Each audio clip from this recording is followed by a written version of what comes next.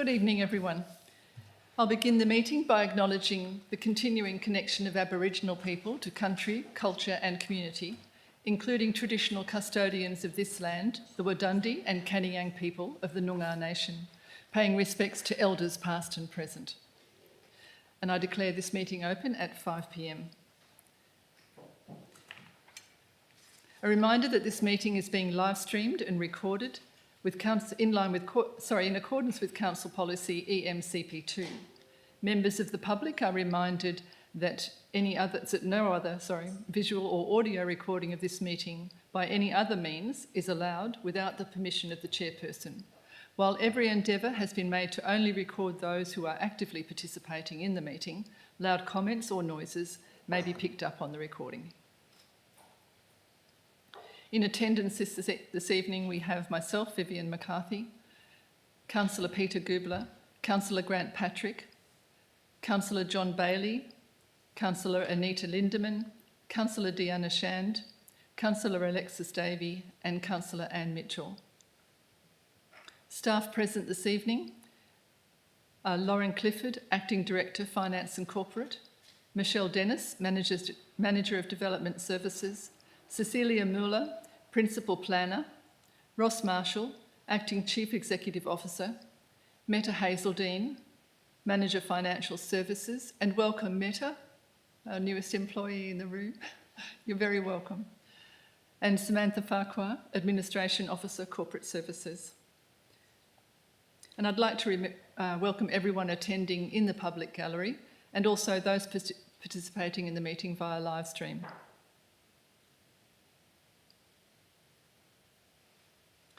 Councillors, we need to suspend clause 8.2, asking members to rise as per Meeting Procedures Local Law 2017. As doing so... Sorry? Councillor Lindeman? Sorry, I just wasn't... I may not have been listening, and I was wondering whether you mentioned Roscoe as standing in for the CEO, but I might have missed it. Yes, my apologies. Thank you, Councillor Lindeman. I can always rely on all of you to pick me up. Right, okay. So we're moving into suspending clause 8.2 as we do with each OCM, which requires us to stand when we debate, according to Meeting Procedures Local Law 2017. We know, of course, that this interferes with the sound quality of the live stream. So would councillors like to move the motion? Councillor Deanna Shand and seconded Councillor Lindeman. Does anyone wish to oppose the recommendation? No. Well, carried.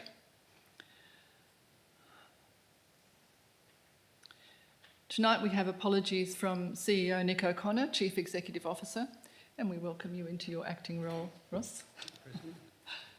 Okay, at 2.2 we have approved leave of absence, and at the ordinary council meeting held on the 26th of February 2025, council approved under resolution 130225 that Councillor Lisa Glover's request for a leave of absence for this meeting be approved. At 2.3, applications for leave of absence, Councillor Alexis Davey has requested a leave of absence for the June 2025 agenda briefing session and ordinary council meeting. Would councillors like to move that Councillor Davies' request be approved? Councillor Anne Mitchell, seconded by Councillor Deanna Shand. Does anyone intend speaking against the motion? Carried.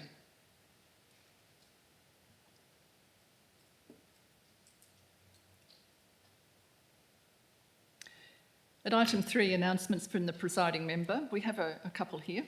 We're currently in a restricted burning period which ends on Sunday the 27th of April. And this brings us into an unrestricted burning period, which will last until the 31st of October. During this period, you may burn without a permit, but there are still some requirements for landowners, such as registering your burn with DFIS. Burning is still prohibited on land under 2,000 square metres. If there are any questions regarding burns, acting CEO, who would we contact? The local fire officer? Through the Chair, thank you, President. I would actually direct everyone to our website. There's quite clear instructions on there. I think that's the good source of truth. So obviously if there is any queries regarding that, then please submit them through the portal. That's very helpful and it helps us internally process as well. Thank you. Also on Friday, the 25th of April, we have a number of Anzac ceremonies occurring throughout the Shire. In Donnybrook, we have the 6 a.m. dawn service at the War Memorial, followed by a gunfire breakfast at the Donnybrook the Donnybrook RSL Hall. The main parade also will start at 9:30 a.m. at Ayers Garden, and then that moves through to the War Memorial, where the wreaths are laid. At Bailing Up, a march will begin at the fire shed at 10:45, followed by a service at the War Memorial at 11. In Yabberup, free breakfast event will be held at the Yabberup Hall from 8 a.m. At Malelliup, a ceremony will be held at the Malelliup War Memorial from 11 a.m. And at Nogarup, a sundowner event will be held at the Nogarup Hall from 5 p.m.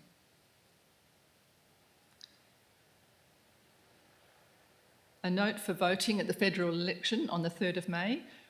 In Donnybrook, you can vote at the Soldiers Memorial Hall. And a heads up for the Forest Rally 2025, which is on in our Shire on the 24th of May. The total event lasts from, I think it's the 22nd to the 25th of May, and more details can be found online. Moving on to item 4, declarations of interest.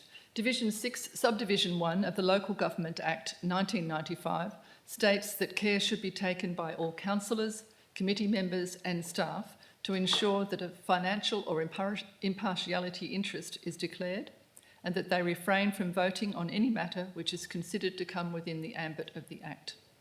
Do councillors have any declarations of interest? Thank you. Moving into item 5, public question times. Are there any questions from the gallery? No? Thank you. And we have no, I missed 5.1, we have no responses to previous public questions that were taken on notice. At item 6, presentations, we have no petitions and no presentations. However, we do have, at item 6.3, 2 deputations. Just reminding you that the format we follow for deputations allows the speaker 10 minutes to present their topic, after which councillors may request clarification on specific items. Councillors are reminded not to debate the topic until it has been set for decision later in the meeting. And I remind presenters and councillors that the Chambers is a place where we demonstrate respect for each other and each other's opinions. And as a presiding member, I will call out disparaging comments and will certainly not allow slurs against councillors and Shire staff. The first deputation will be from Mr John Fry, who will present to Council on group valuations. Thank you, Mr Fry.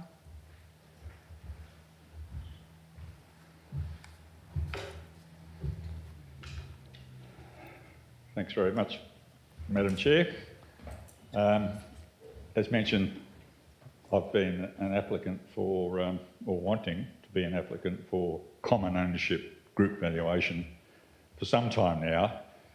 And when I last attended the meeting, I felt that I wasn't fully aware of the situation and have since asked the council to reconsider the first submission.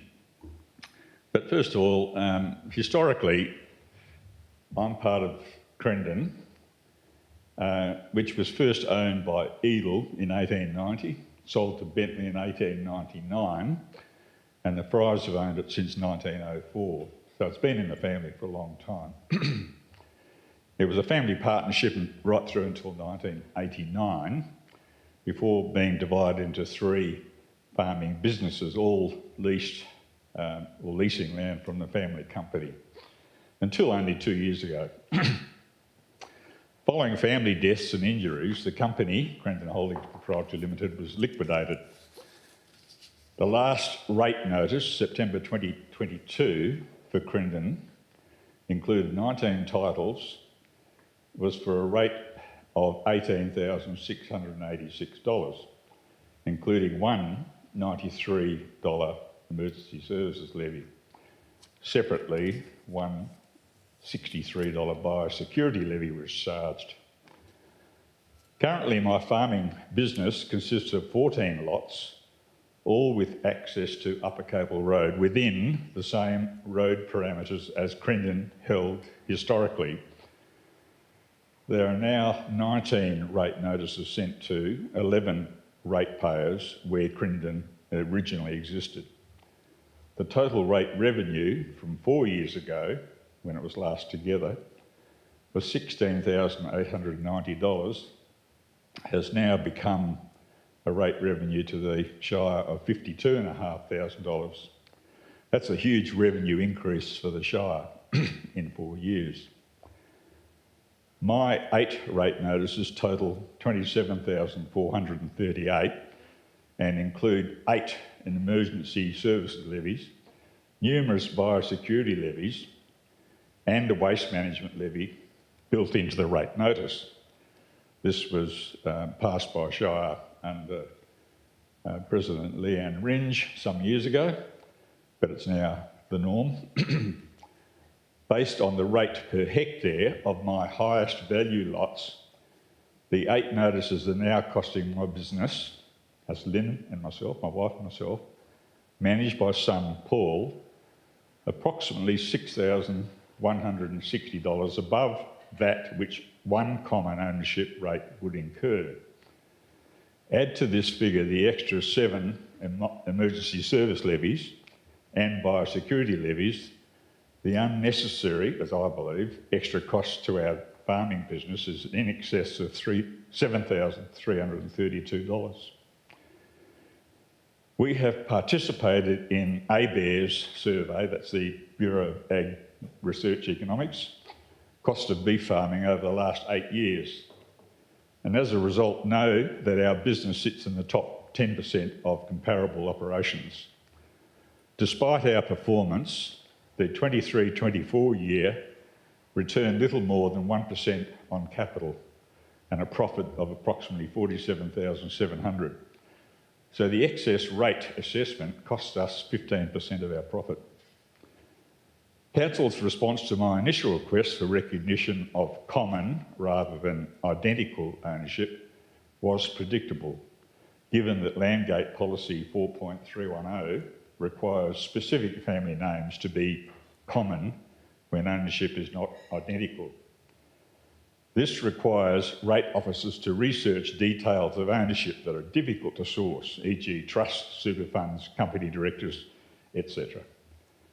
My answer to that difficulty is the applicant for common ownership must show that their rate notices are paid from one business. That business operates within the contiguous restraints on boundaries, which is what I'm suggesting our business does. So I'm putting it to council that you should consider that option. And it's not as if a lot of effort has to be put into researching the ownership. Simply allow the procedure to occur and the applicant to come to the Shire and say, I believe I am eligible. I don't think there'd be too many people in that situation, and therefore it would be fairly easy to adopt. So that's my submission, Madam Chair. Thank you, Mr Fry, and you've been very clear. Thank you for providing those detailed figures. Thank you. I'd like to open it up to councillors to ask questions. Councillor Lindeman. Sure. This has been a while, so I appreciate that you've updated us again and reminded me of this particular situation. Have you, in your business, done anything to change that structure that would allow you to then have common ownership and contiguous land rate? Is there anything you can do from your end? Yes, of course, we've considered it. The problem is the financial barrier of stamp duty to transfer land into common entities is horrific. And in fact, since Crendon Holdings, the company, has been wound up, the land has been distributed to the shareholders. And I'm currently waiting the minimum of 5 years before I can transfer it to son Paul so that he can then operate the business. The cost to us is something like 4% of the total equity of that land, and it would be in the millions of dollars. So we just have to wait. We can't bring it together. Thank you. Second question? Yeah, Right, through and the then we'll chair, move over just, to John. yeah, thank you. Through the chair, just how long did you say you had to wait? How long have you got before that occurs? I'm sorry, I'm not... That, When you were talking about the transfer, when you were talking about the transfer of the land, you had to wait a certain period of time. How long do you have to go as of today? It will probably be, most of it will be by the end of this year, and I think 1 or 2 titles early next year, so it's not that long to go. And then Paul will operate all the business that I currently, or my wife and I currently own. But there will still be the super fund, the trust, those assets stay separate. So it'll probably be 3 entities for our particular business, because it's still not worthwhile transferring that into one ownership just to have a common rate. But it's still one business operating all that land. And it's historical. You know, our advisors, accountants, lawyers, etc., have told us to do this stage by stage over the last 40, 50 years. And it just complicates the whole business, and it makes this fragmentation difficult to manage. Councillor Goobler, do you have a question? So, just like to sympathise with you. We sort of similar situation, but just on a smaller scale than what you are, sort of. So, that I think when council needs to take that on board and research it a bit to try and identify some of the issues there and whether we can resolve something or not in the future. So, Do you have a question, Councillor Goobler? well, just in relation to your holdings, so they're all, how many individual names is there in that? Currently, Yeah, for my wife, myself, my partnership, my family trust, my super fund. So it's 5 different entities. But we get 8 notices because not all of them are deemed to be contiguous by the land gate definition. so they can't be changed then?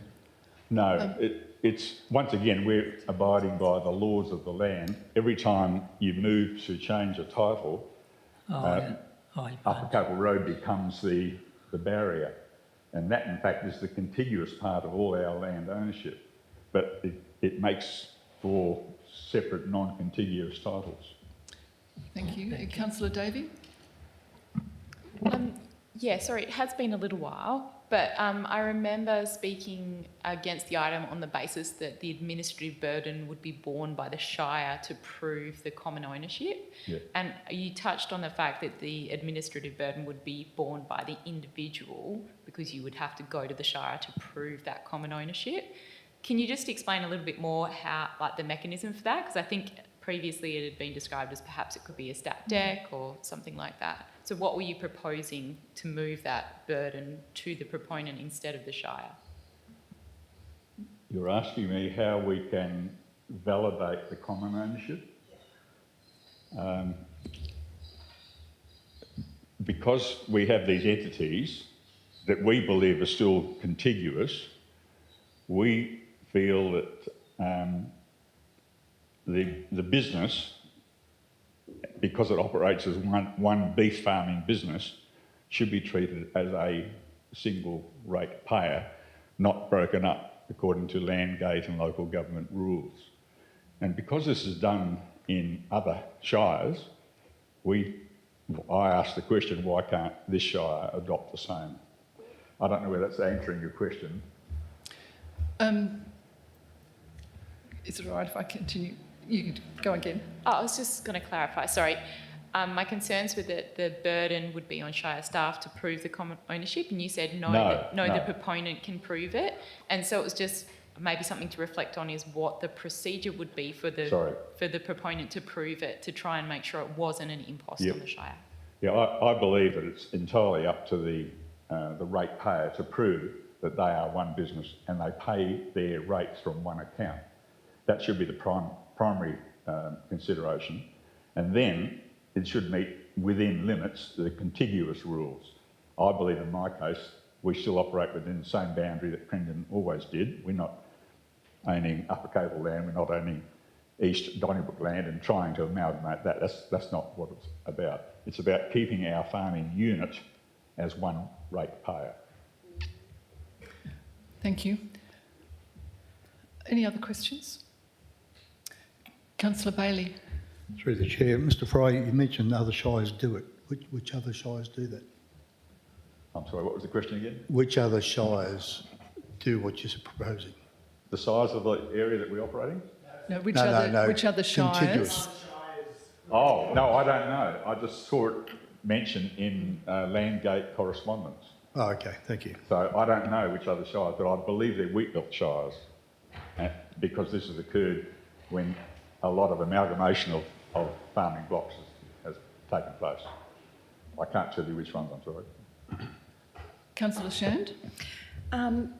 Just getting clarification, is your setup for your land and each potential lot or land holding, is that set up in a family trust? Some of it.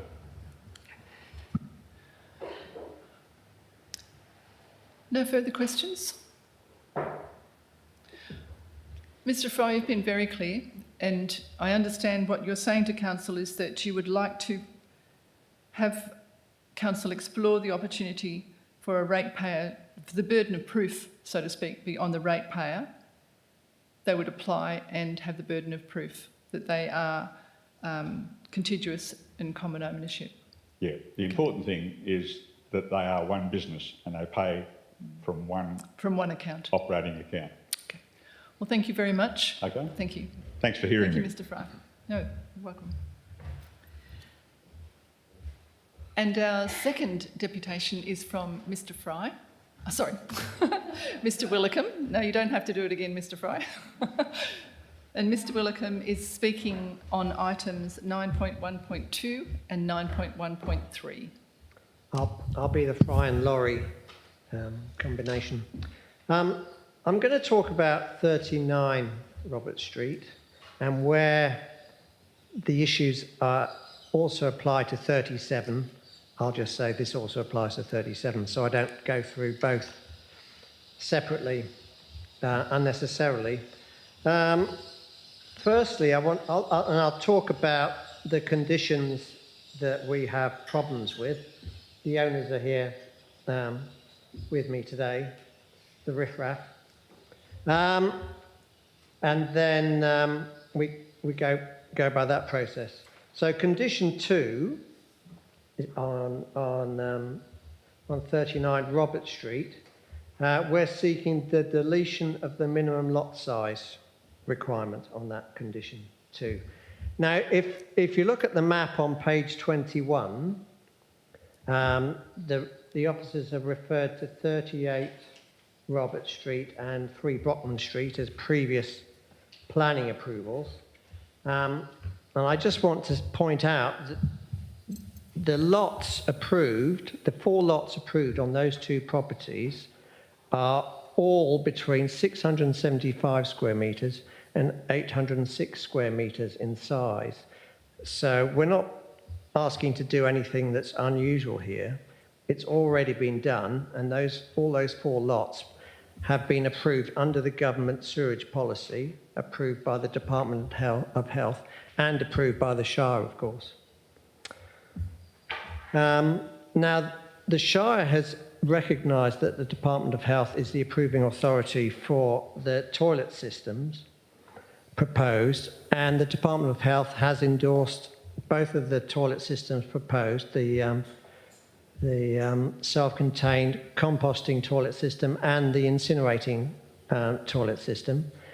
And the Department of Health have also confirmed by email that neither of those systems are restricted by a minimum lot size. So there's no problem in terms of their actual application in situ.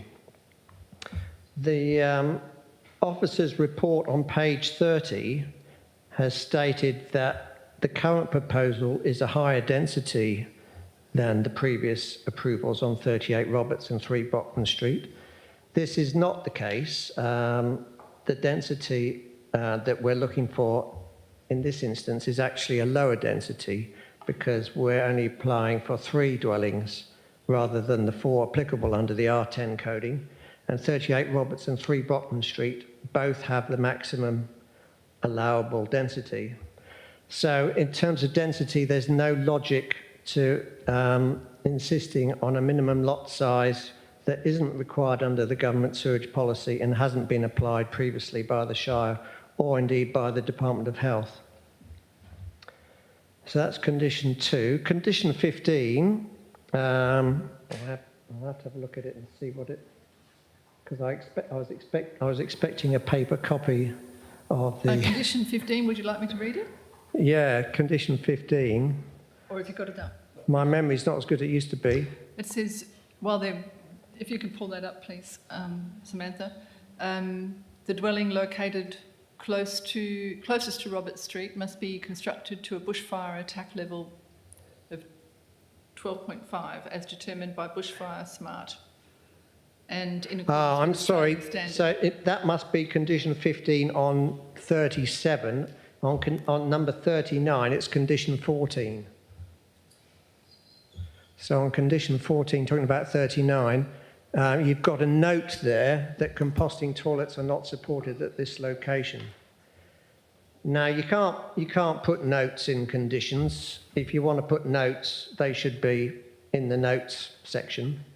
And obviously, the note, wherever you put it in the report, that it's contradictory, that it's not supported in this location, that note is obviously contradictory to the Department of Health that's accepted composting toilets, and the Department of Health, the Shire has accepted, is the determining authority. So we just need the deletion of that note, otherwise it just goes forward as a conflict with the Department of Health when they approve the composting toilets, which they will do. The last condition, condition 16, for number 39 only, this is asking for a side fence 1.8 metres high of colour bond or similar solid fencing. There's no explanation in the report as to why someone thinks this is a good idea, but the owner certainly doesn't think that 137 metres of colour bond fencing is a good idea. And it's also a side fence which comes under the Dividing Fences Act. So the Shire doesn't have any authority to put conditions on a side fence in any case. Finally, footnote AII on number 39, that footnote needs to be deleted in reference to, where are we going?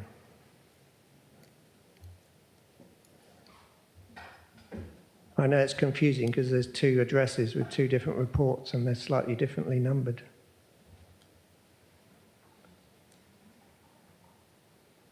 Yeah, down at the footnotes. Yeah, stop there. So on number 39, it's AII. On number 37, it's AIII. But the statements here is that the sewage treatment disposal systems must service each dwelling and be owned and operated by a single person or entity, etc. Now that wording is contradicts the approval that we're getting from the Department of Health for the use of composting toilets or incinerating toilets, which is consistent with the approach that we used on 38 Roberts and 3 Brockman Street. So you've got the potential situation here, if the Shire follows that condition, we're going to have 3 group dwellings with building licences, all with approved composting toilets inside the houses, and then the Shire is going to say, we're not going to support the strata surveying of these lots unless you pull those composting toilets outside of the house and put them in a communal building, which will then need to be in the ownership of a third party to meet that condition, which of course is a nonsense. And again, it's only a footnote, and the Department of Health going through the process of the approvals will just ignore it, but it would be nice if it was removed.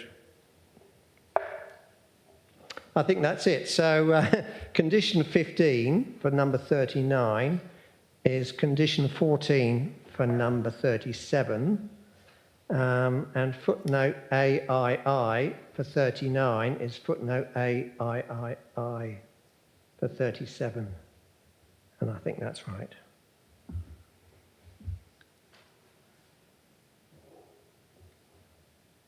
Is that everything? All done? All done, yes. Okay. That's quick. Can I just take a moment to see how I might progress with this?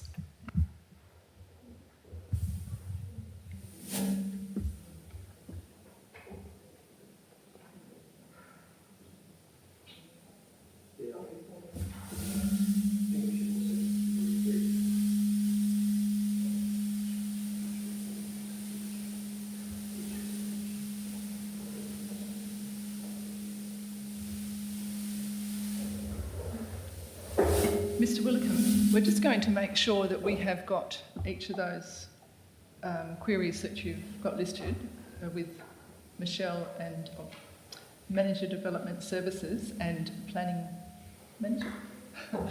We'll have them listed. Have you got them there? Yes. Okay. And what we'll do is when we're debating the topic, we'll ask those questions. We can ask for clarification on those questions before we raise the motion. Are you happy for us to do that? And then in the meantime, we can ask councillors if they have any other questions. Yes, fine. That's, yeah, Are you happy okay. with that? Okay. Yeah. Councillors, any questions? Yeah, obviously a bit more confused now. Through the chair, on AIII, which is, you haven't got page numbers, have you? That's for number 37. Is that if the applicant intends to lodge a strata proposal in future, it is likely that the Shire would then require notification, et cetera, et cetera? Is that what you were referring to? That's right. Okay. Those footnotes need to be deleted because they contradict the Department of Health approvals. Okay, but the current proposal is for group dwellings, not for a strata? When you do an application for group dwellings, and the approval for an application for group dwellings is done on the basis that in future they will be survey strata titled. And so you go through the process of dealing with the issues of survey strata titling in the process of approving 3 group dwellings. Technically, you can build 3 group dwellings on a lot and never subdivide, survey strata title them at all. But if we do 3 group dwelling, if we build 3 group dwellings and do composting toilets in each dwelling, and then we want to finalise the survey strata titling, according to that footnote, we'd have to remove the composting toilets from the houses and put them in a communal. Excuse me, Mr Willicombe, have you got a telephone there or something, or an iPhone somewhere near the microphone? It's a phone. It's on Yeah. airplane mode, so maybe it does a funny thing. Okay. Councillor Lindeman. May I ask a follow-up question through the chair, please? Coming back to the strata, just look, on my small bit of knowledge, if you've got a strata, it is an individual building, which would require its individual services, would it not? So it can get, if you were having, I know it doesn't exist, but if there was deep sewage or if there was electricity or whatever, they're all individually charged and responsible for.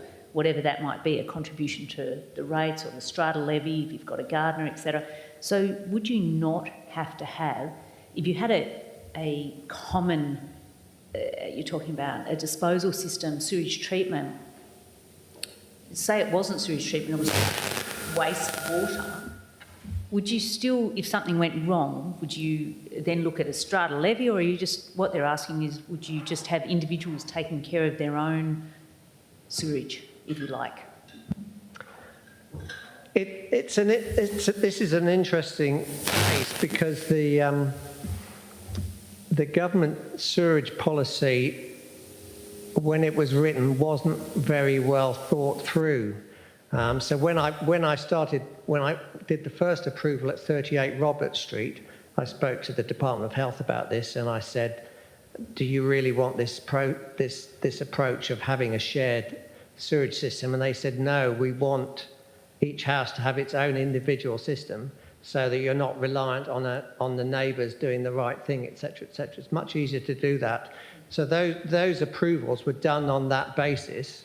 And of course, now we've got these modern composting toilet systems and even incinerating toilet systems, which are very clever, and they're just self-contained, and there's no impact on the property. So it's much easier just to have each house have their own thing.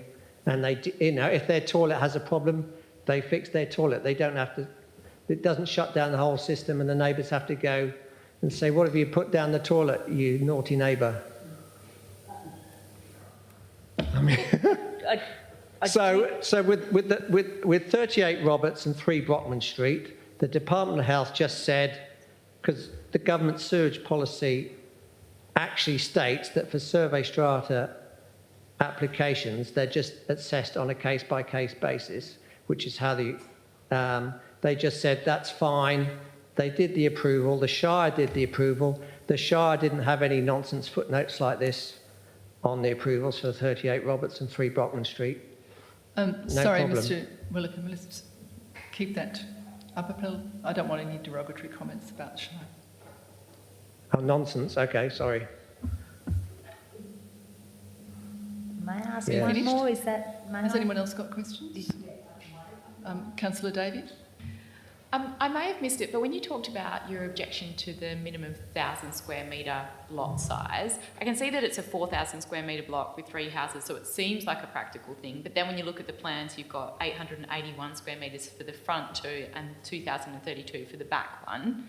And I just wanted to understand why the 1,000 square metres per lot is a sticking point. A couple of things. The owners want to have the rear lots being larger, and so that's a fundamental. The R codes allow a minimum of 875 square metres. If those front lots are made larger, then that pushes the boundary back 300 square metres, which pushes the houses in the rear lots closer to the Winter Creek, which we're supposed to not be doing. But basically, the owners want to have the diversity of the different lot sizes. Any other questions, councillors? Councillor Shand? Just following on from that comment, so I assume you're future-proofing, hence the ATUs or sewage treatment. But the other thing is, you say owners, so are these sold off-plan? There's 2 owners for the 2 properties. At the moment, they're still considering which houses to build first and whether they're going to build and subdivide or build and not subdivide, etc. But the sewage treatment systems are approved to be either composting toilets or incinerating toilets by the Department of Health. Composting toilets was brought into the mix because at the time, incinerating toilets, the nice incinerating toilet system that we were looking at had had its approval date expire. So composting toilets was brought into the option for that reason. But also the owners now seeing the composting system Thank are you. attracted to that. Thank you. And I have one more question from Councillor Lindemann. So many questions, unfortunately. Okay, I'll just go back to this sewage part because I believe there's two parts to this, and that is, I understand the composting toilet or incinerating toilet concept is fine, and it's going to be in each individual building. But I guess it's the grey water, I think, to me, is the term that's been used as a wholehearted sewage system. But I think the grey water system is, where is the grey water going to go? Sink, shower. What else do you have? Laundry. Where is that water going? Each house has its own grey water application area. So, so each house has its own little garden, fenced-off garden area where the grey water goes to. And that's the same for 38 Roberts and 3 Brockman.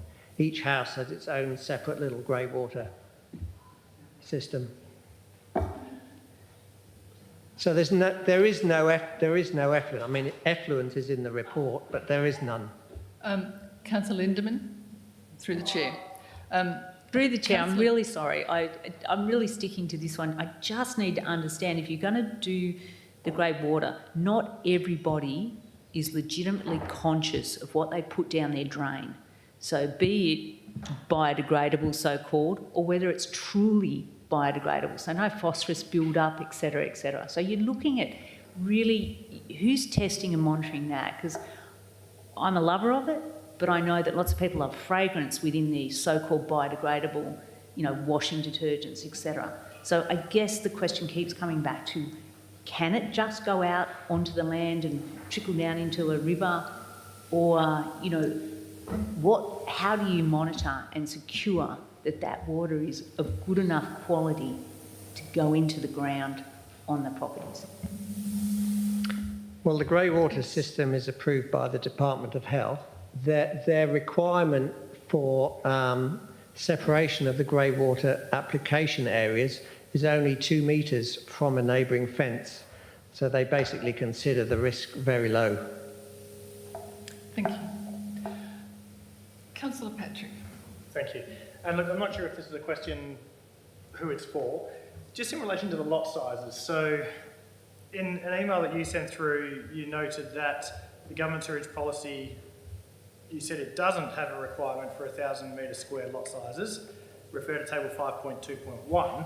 But looking at table 5.2.1, it does say 1,000 square metres for the average lot size on the actual table itself. So I'm a little confused about the information If you scroll down to the bottom of that table, you'll see where it has survey strata lots. Under the minimum lot area, it has case-by-case basis. So there isn't a minimum lot area when you're doing strata lots. And that's how we did 38 Roberts and 3 Brockman Street. We basically showed that the Blackwater treatment system has no lot area requirement, and the Blackwater treatment system requires a tiny lot area requirement. Okay, thanks. Yeah, so the composting toilets and the incinerating toilets are completely self-contained, and the grey water treatment system, even at an 875 square metre lot, that grey water treatment area is only 10%, 80 square metres or so. Councillors, I'm mindful of time. Just one follow-up with that one, if that's okay. So in relation to that then, based on the lot sizes, there is no capacity for future change from those incinerating or other toilets to be a septic if it was strata titled and sold off. Based on those sizes, there is no capacity for any change. Is that correct?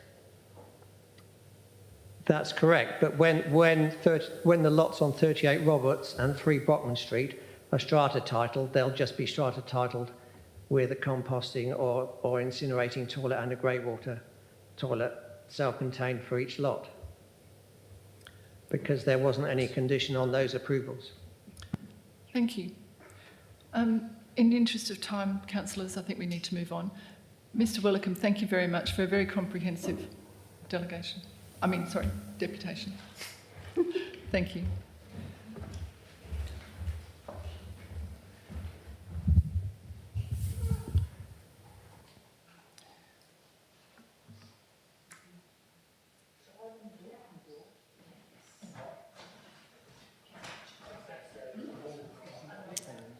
I think we had a problem with the cockatoos before.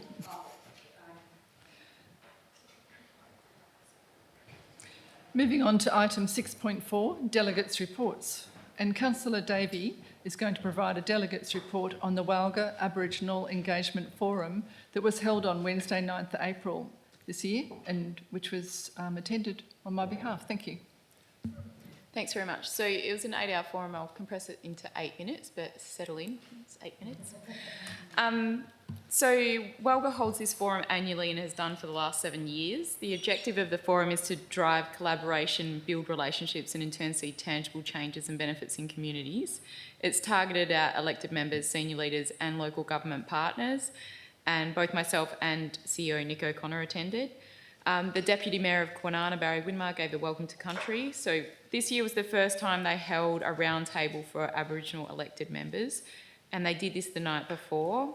Of interest, only 21 out of approximate 1,200 elected members across the state identify as Aboriginal, which is not representative of the demographics of our population. It's about 1%-ish instead of 3.5%. So there is a significant opportunity for improvement, and I would strongly encourage local Aboriginal people to consider nominating for this year's election. Don Punch, MLA, spoke at the event. It was his first event since the new parliament was established. He is now the Minister for Aboriginal Affairs, Water, Climate Resilience and the Southwest. And he spoke of the importance of true engagement based on empathy, understanding other world views and values, seeking collaboration for mutual benefit and not being transactional in our approach, and authentically engaging on law, language, land, culture and kinship. Gina Williams and Guy Gauss, who are known for their musical expertise, they were keynote speakers and they were absolutely amazing to listen to. So Gina spoke on the importance of continuing to dance together even if you step on one another's feet and cause hurt. You can apologise, you can accept apologies, take a step back and learn to dance together again. She also emphasised the importance of community as well as economy. It is so hard to put a value on community, and yet in times of crisis it can be all we have. Next was Lainey Chopping, the new Director General for the Department of Local Government. Lainey started by acknowledging that the 2023 Local Government Act reforms incorporated changes to encourage Aboriginal engagement, to encourage better and closer engagement with community in general, and they now have a community engagement charter, and said that the regulations detailing how the charter works within the regulatory reforms is now in progress. She also provided a commitment to improve the recruitment of new local government elected members, support for candidates for elections and supporting successful candidates once they are elected. She spoke on some really great resources that would be great if we could share through our channels. So Aboriginal History WA, which has been helping Aboriginal people research records to better understand family connections since the 1980s. They also help with stolen wages and provide outreach in regional communities and more recently in prisons. They offer support for truth-telling projects, for example, the Mount Margaret Mission, and there is a new place name map which is being worked on by Landgate, which will be getting rolled out statewide with a strategic plan for dual naming. So it's called the Nala Budja Mili Mili place name map. Then they also spoke about the Aboriginal Cultural Centre, which is at the feasibility study stage with the aim to be built by 2030 in front of the Perth Concert Hall. So alongside Gina's singing, the presentation on community leadership in a natural disaster is what stuck with me the most. Clifton Bundry from Marawarrawara and Douglas Danton, I may be mispronouncing that, my apologies, from the Shire of Derby, West Kimberley, told how they brought together leaders from 5 different language groups across the Fitzroy Valley in response to the January 2023 flood recovery, while accommodating cultural decision-making processes.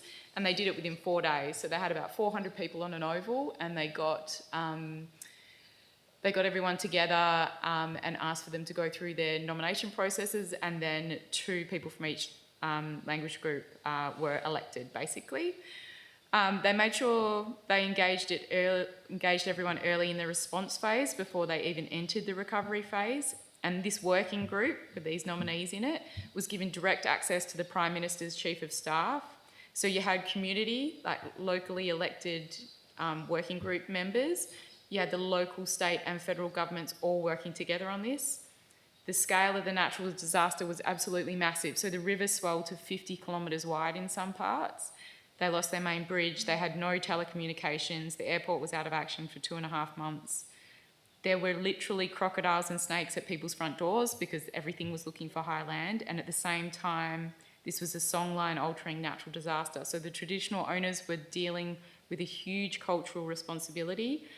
Changing the songline associated with the river system changed how local communities danced, painted, sung, birthed and told their stories.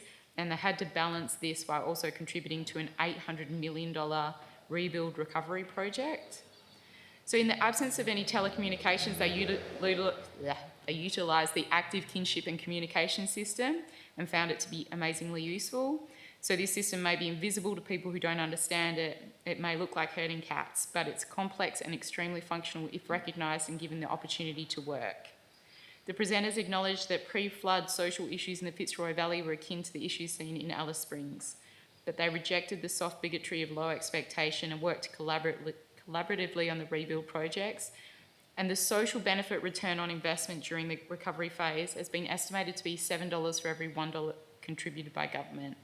So typically, nationally, you see returns that are more like $3 to $4 for every $1, so it was about double what we normally see with government investment projects.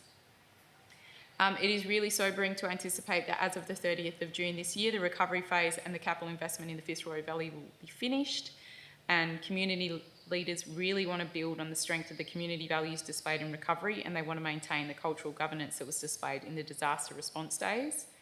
So I think locally we've also seen the amazing community spirit that arises when faced with natural disasters, and acknowledge how amazing it would be to harness that and carry it post-recovery. The agenda was very packed, so I won't go into detail on all of the afternoon sessions, but there were some great programs running in schools that we could learn from, harnessing young talent and getting them into the workforce and seeing the ripple effect in their families and communities. When discussing the shared challenge of human resources for local governments, a challenge was put to all of us to consider how to better handle non-traditional employment, consider how to be flexible and adaptable to help young people learn to work, acknowledge they might not have had the start or the support that their peers have had, and stay the course, keep trying, keep talking to them, because in some cases we need the young talent coming through the ranks more than they need us. It's a very challenging labour market. So although our Shire does not have a reconciliation action plan, we can still play a role in supporting tangible items to progress reconciliation in our communities through the words and actions of our leaders, the way we express our values and opportunities for collaboration which have an influence on local community thinking. Overall, I found the day to be uplifting and educational, totally worth the round trip in peak hour traffic, and I would thoroughly recommend attendance for future elected members. Thank you, Councillor Davey. There was a lot. When you say you've skipped over the afternoon agenda as well, that's huge for a one-day forum, Yeah. wasn't it? Yeah. And it was mob-led, as in the content of the day was presented by Aboriginal people. It wasn't, just a talk fest. Excellent. A workshop item maybe in the future. Thank you very much. We now move into adoption by exceptions. Would councillors like to move the recommendation that the following items be resolved en bloc in accordance with the executive recommendations? The items are 7.1, the Ordinary Council meeting for March, 8.1, the Warren Blackwood Alliance of Councils meeting in January, 8.2, the District Emergency Management Committee meeting held on the 18th of March, 9.1.1, application for subdivision of Lot 142 Bridge Street, Donnybrook, 9.1.4, the development application for the Yabberup Hall Universal Access Toilet. And 9.2.1, schedule of accounts paid as at 31st March. 9.2.2, the statement of financial activity report as at the 31st March. 9.2.3, adopt council policy ASS CP2 for asset management. And 9.2.4, related to 9.2.3, is to rescind council policy WRKS CP4. That's not related, sorry. Road use approval for restricted access vehicles. Does anyone wish to move that adoption by exception? Sorry, councillor. Sorry, I thought that I'd had previous conversation that the item concerning Yarra Hall, I had one question I had in relation to a comment that was made in there that I need to bring forward. And it's just an explanation, it's not about the item itself. Okay, so would you like to pull that one? Yes, from please. block? All right. Any other questions before? Councillor Mitchell? Whoops, could you please confirm if we've ended up with the one on asset management? Is that in or out of this block? That's out. Out, thank you. Okay. Would someone like to move the items to be approved en bloc? Councillor Patrick, you look concerned. Sorry, yeah, so, but it's saying 9.2.3, adopt council policy asset management. Is that the one we're saying is out, but it's still up there as in, or it's? No.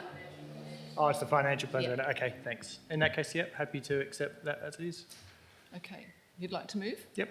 Okay. Thank you, Councillor Patrick. Would anyone like to oppose that recommendation? We'll consider that carried. Oh, sorry, seconder. We need to have a seconder. Councillor Mitchell. Now, anyone like to oppose the recommendation? No? It's carried.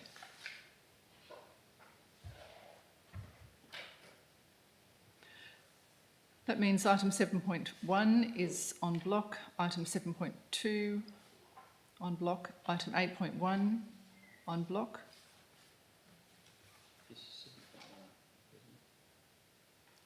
Sorry? 7.1, okay. On block. 8.1 on block. 8.2 on block. Moving into item 9, reports of officers. And at 9.1, we have the Director of Operations. He's vacated his spot.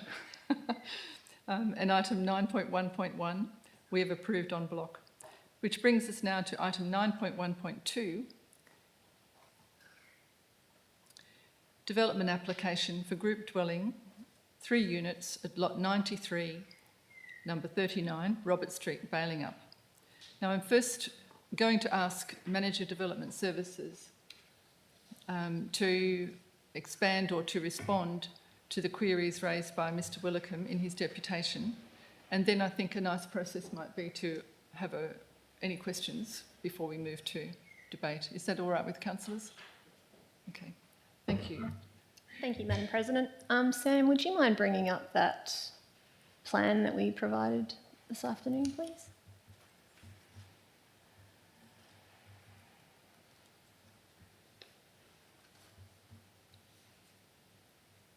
So, Council, just for a visual benefit, we wanted to show what 1,000 square metre per lot area needs to look like. And just to clarify, this application is for a group dwelling, so we need to assess it in reference to the group dwelling requirements. There's no application yet for a strata.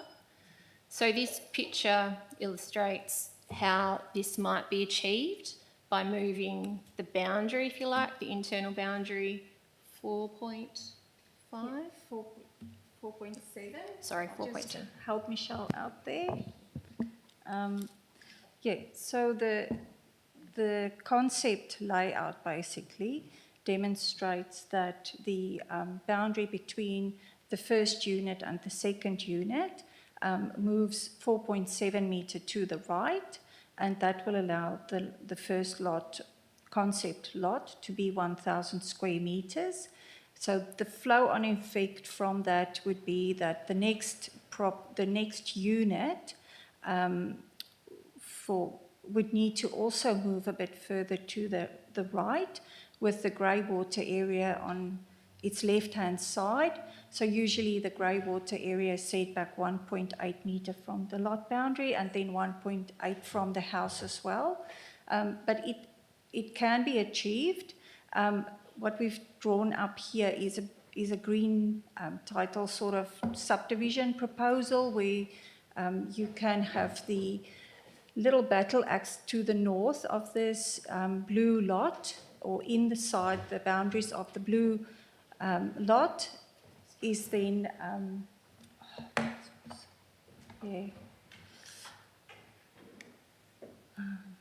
this one. Behind you. Isn't it this one? Yeah. So the intent would be for a half of the access way to be a battle axe running down, and that will give an additional 187 square meters to this lot anyway. So it just needs to move another 4.7 meters to the right to achieve the 1,000 squares. And as mentioned by Mr. Willicombe, if the landowners then wish to sell on in future, build their little dwelling at the back, it would remain at the same location. It's just the greywater that would move a bit closer to the dwelling. And sort of this is the edge of the wetland that we've just marked up. So it appears that it is achievable without too much shifting the units around. It's not uncommon to have a share access arrangement where two owners look after the access way, which is then either paved or bitumised as per the conditions of the approval. And that's basically the intent, is to future-proof the development a little bit so that it can accommodate other types of systems in future if the new landowners or decide to do something like a secondary system, or if they then decide to, it's just future-proofing the proposal for whatever comes next. I know that Mr. Willicombe, may I address some of the other requirements? Yes, please. Okay. I know Mr. Willicombe mentioned that there are two other approvals for one-bedroom units in Roberts Road. And the reason for this so what we know is that at the point when they were considered based on the residential design codes and based on the fact that they are also one-bedroom units. We are now dealing with units that's going to accommodate 2 bedrooms, 2 bathrooms, which is different from the previous proposal. And it has also been brought to our attention by the Department of Health that we need to consider the sewer policy in relation to these units, and that even in some of their comments they've mentioned that there are some of these proposed systems that require a minimum lot size of 1,000 square meters. So by not having the lots 1,000 square meters, you may be eliminating some of the options that's available to the developers, or anyone who wants to do this sort of development in future, or develop the lots in future if the applicant may just want to do the lot at the back. Shall I just keep on? Is it possible to stick just to 9.1.2? Or is it time consuming? The layout we've used here, which one did we use? Can we just scroll down? Was it? Yeah, it's the one with the creek, so it's 92. I think it might be the next item, but this is just a concept plan that can also be mirrored on the other item as well. So I didn't duplicate the plan. It's just to give you an example of what can potentially be done. The lots are the same area, and this lot is actually the one which is constrained with the creek line at the back.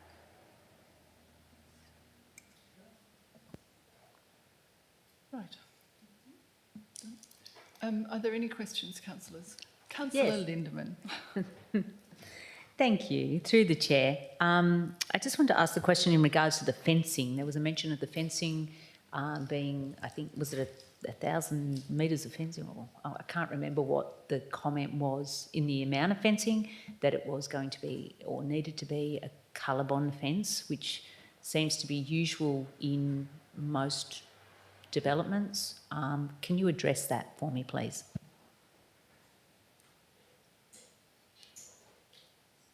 Thank you. Yes, thank you. The fencing was basically in response to one of the objections that were received on the proposal, where there's mention of the units being so small and a bit looking out of place for bailing up. So officers did recommend that the boundary fence 1.8 metres high, and then along the length of that southern boundary of lot 93, that would support the and improve the overall appearance of the site from outside the lot. So you'll have that boundary fence on the southern side of lot 93, but there's an existing boundary fence, also COLORBOND. I think it's a greenish type fence, eucalypt maybe colour, on the northern side of lot 92. So it's sort of going to bookend the development. Councillor Davey. What are some of the other options we've offered as part of these development approval conditions around aesthetics? So I thought there was options around screening trees or vegetation rather than stipulating the material, given that aesthetics is a very subjective thing. Thank you. Given the setback of those units to the southern boundary, it's really difficult to have landscaping along that strip as well. So the reason being having the 2 metres, having the COLORBOND fence is just based on the fact that it doesn't take up a lot of space, and then also landscaping will take a little bit longer to establish, and on the long run sometimes it can add to concerns about bushfire as well. Thank you. Could I just confirm rather, did you say that the COLORBOND fencing or the fencing that you're stipulating is in line with the neighbouring boundary? You said it was corresponding to? It's similar to, if you look at the aerial photo basically, don't know if you can bring that up, but there is currently a COLORBOND fence on the northern side of lot 92, and then the intent is to have the COLORBOND fence on the southern side of lot 93.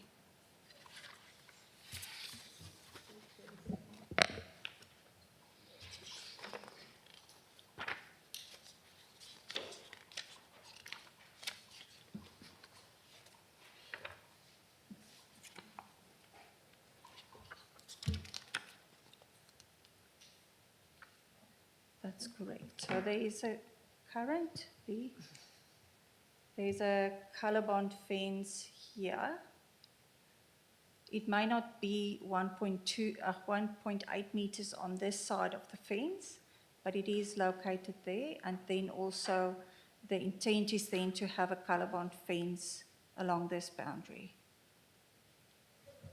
Thank you.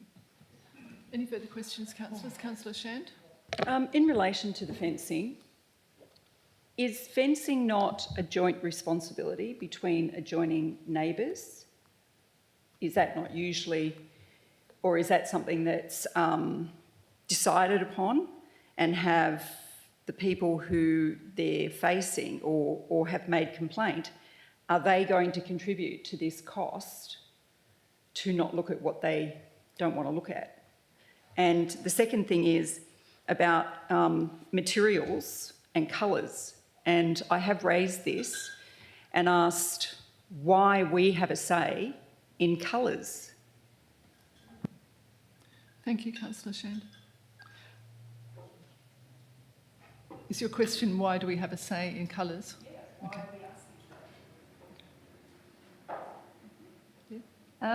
It's not uncommon, councillor, for planners to stipulate that an overall colour scheme is proposed for a development.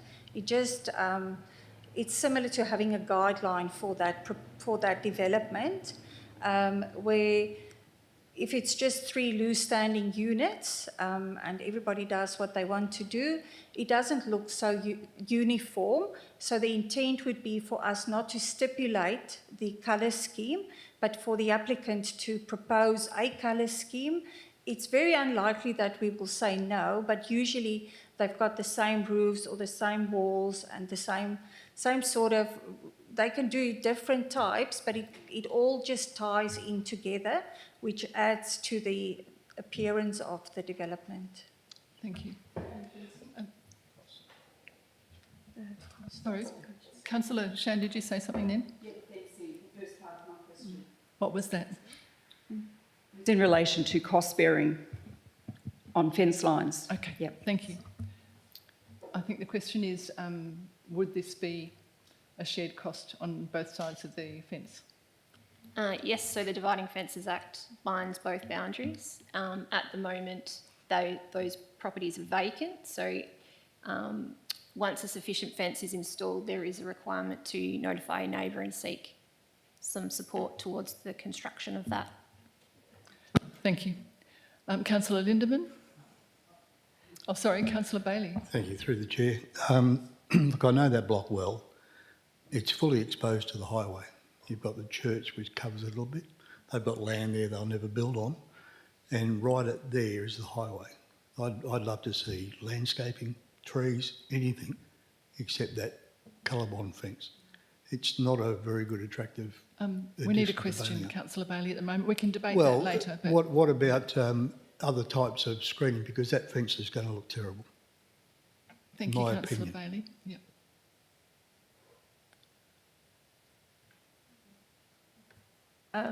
Landscaping is always an option. It's just considering whether there is sufficient space between the dwellings and the boundary. There's only 2 metres available.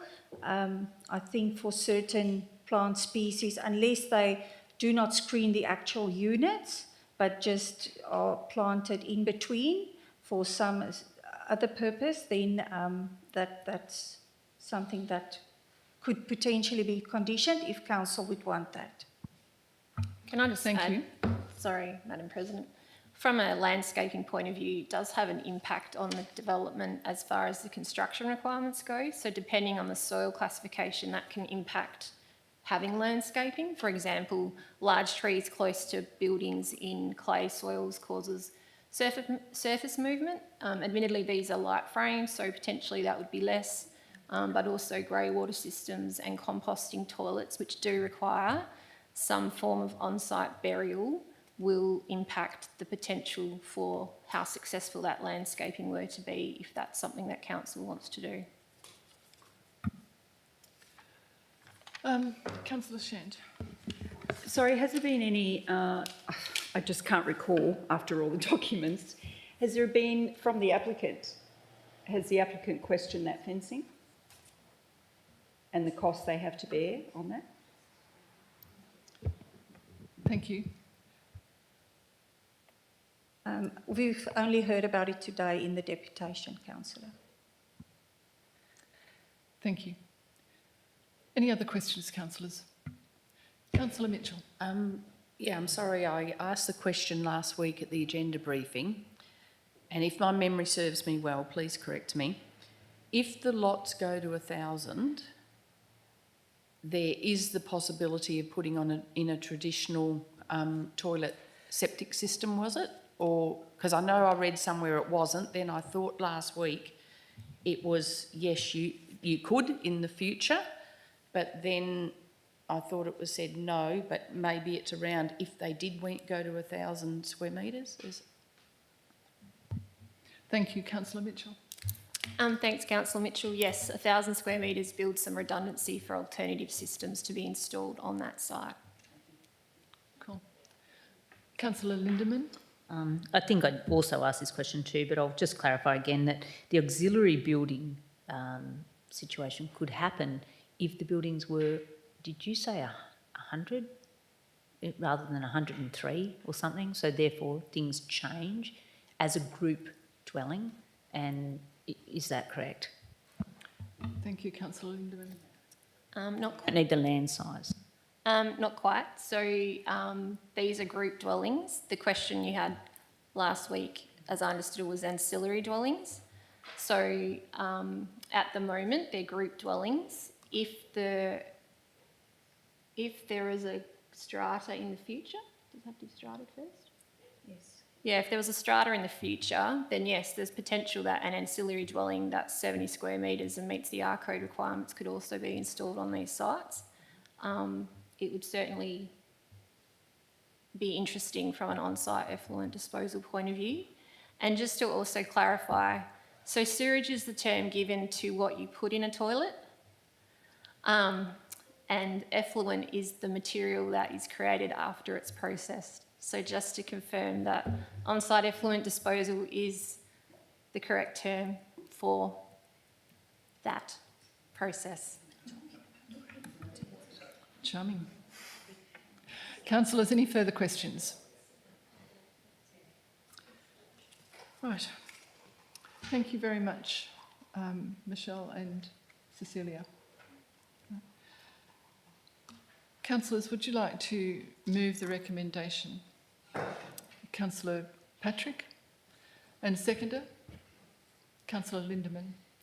Councillor Patrick, would you like to speak to the motion? Yeah, and I apologise for my lack of procedure here, but I would like to propose that there's a variation to this, and that would be to remove point 16, the erection of the 1.8 metre high fence. In looking at the local community abiding up in the surrounds, I mean, my house in itself has 3 small wire fences around it. There's, I don't have. We're going to move the amendment or debate? Well, I'm not sure, so I apologise for the process. Where do I sit? Thank you. Just a moment.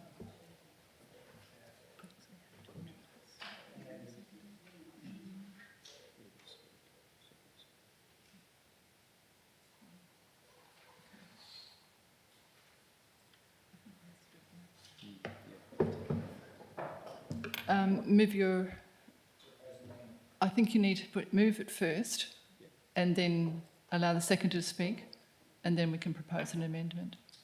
Thank you.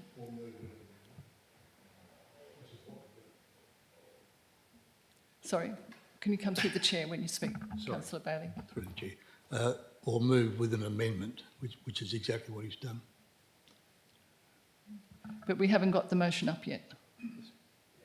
He's moving the motion with an amendment. All right. To save time, that's all. All right. We'll move the amendment. Okay, so I propose the amendment. Yes? Okay, so... Just a moment. All right, sorry, so there's Sorry. 3 aspects to my proposed amendment. Just 2 seconds, please. Sure. Grant.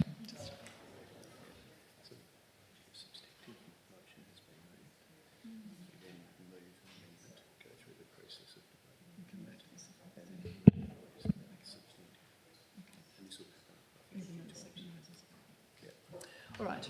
Okay. We're going to move the amended motion. Okay. So I need to propose it first? Excuse me. Sorry, Councillor Davey. Have you got... I'm just a little confused whether it's Councillor Lindeman seconded it or whether I did. No, Councillor Lindeman did. Yep. So we're going to move the amended motion. Okay, And so you I've can speak. proposed the amended motion, that's what Yes. we're saying now? Okay. Yep. So my proposal is to remove, item 16, number 16, the erection of the 1.8 metre solid fence. And I'll talk to that shortly. Remove that note as the applicant referred to in the conditions, just that note on item... at the end of item 14, there's just that small note. Totally appreciate where it's coming from, but fair, and also remove item 4, which is prior to the lodgement of a building application, a schedule of colours and materials be provided and the development be constructed in accordance with that. That's my proposed amendment to change those bits and leave the rest as is. Sorry, what item was the colours and materials?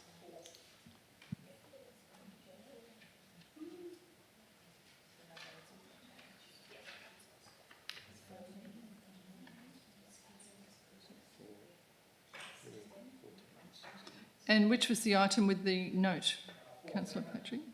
14.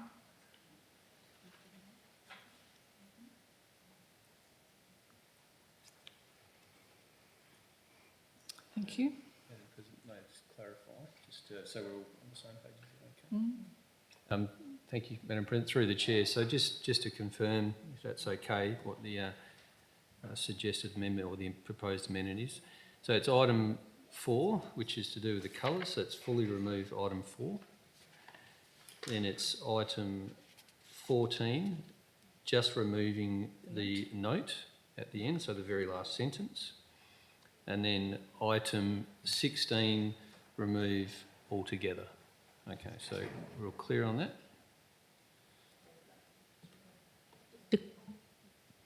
Through the chair, could you read item 16 that has been removed, just as I'm a seconder, just so I'm aware?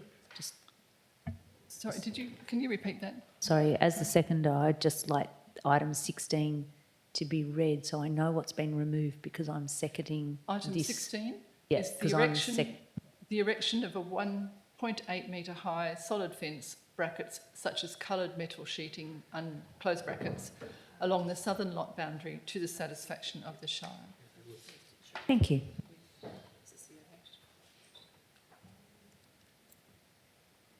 Right.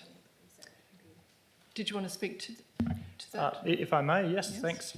Okay, so look, I totally appreciate all the work that's gone into this, and I'm very much supportive of future-proofing and the lot sizes and everything in order to future-proof.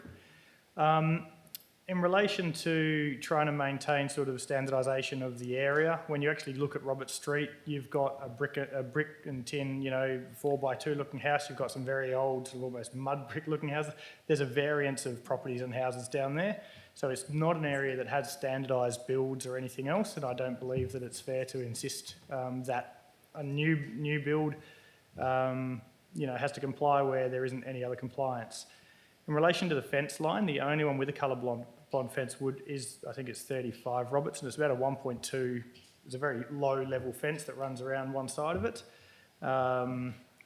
And again, as Councillor Bailey said, from the southernmost end, you see it from the highway, it's right next to the church, and I think from an aesthetic point of view as to those bigger blocks out in the Balingup community, there is very, very little ColourBond or solid fencing throughout an awful lot of it, and I don't feel that it fits in necessarily with the rest of the community and landscapes. There's white picket fences, there's wire fences, there's all sorts of things, but there's actually very little ColourBond. I know this because I've had an argument at home around wanting to put ColourBond up as well, and I was told no because it doesn't fit in. So that's my thoughts and the proposals on my variation or amendment. Thank you. Thank you, Councillor Patrick. Councillor Lindeman, would you like to speak to the motion?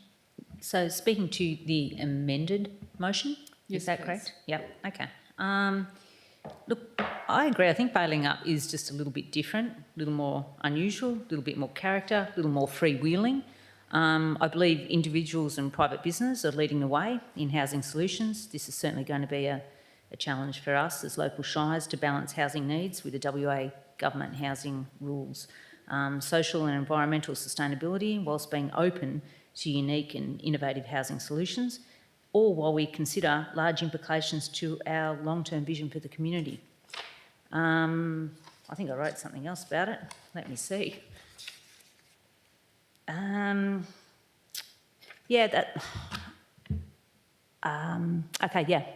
probably the main thing. It's just that I think we do have to be open to opportunities to help the housing problems, and that people that are going to take the money where their mouth is and put it there and see what they can do, I appreciate it. I think they will overtake any government initiatives available.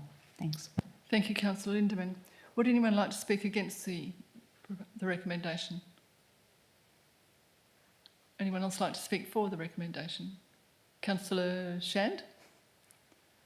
Yeah, I agree. I think that I agree there's a lot of work and there's a lot of work going into these developments. I agree with both comments. And also that I think we start to muddy the waters a little bit when we start to determine what someone can build. That build looks wonderful to me, and it's Skillion roof, it's very aesthetically pleasing. And I don't think that there would necessarily be anything inept built or colours done when such a drawing has been done that way. That's my personal opinion. But I also believe that that's an eclectic area in Balingup, and that's what makes Balingup. So, yeah. Thank you, Councillor Shand. Councillor Davey? So I'm absolutely supportive of alternative waste systems, so I do like the proposal. I appreciate the future proofing with the lot size, and I also note that advice notes are not binding, and therefore the proposed amendments to item 2 I don't see as an issue that the proponent was proposing rather than you. I agree with removing the condition around the fencing. However, the item 4 around materials and colours I thought was standard. So not as keen to remove that one, but overall supportive of the amendment. Thank you, Councillor Davey. Would anyone else like to speak to the motion? Councillor Patrick, right of reply? Let's put that amendment to vote. Those who vote for the amendment? And that now becomes a substantive motion.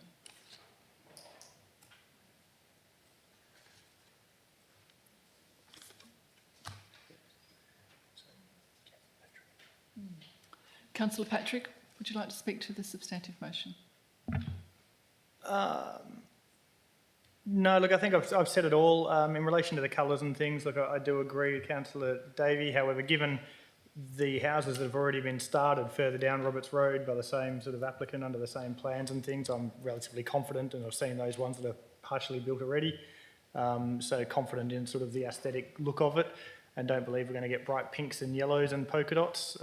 So quite comfortable to sort of, you know, as I've proposed. Thanks. Thank you. We'll put that to vote. Oh, sorry. We'll put that to vote. Those in favour? Thank you. It's carried.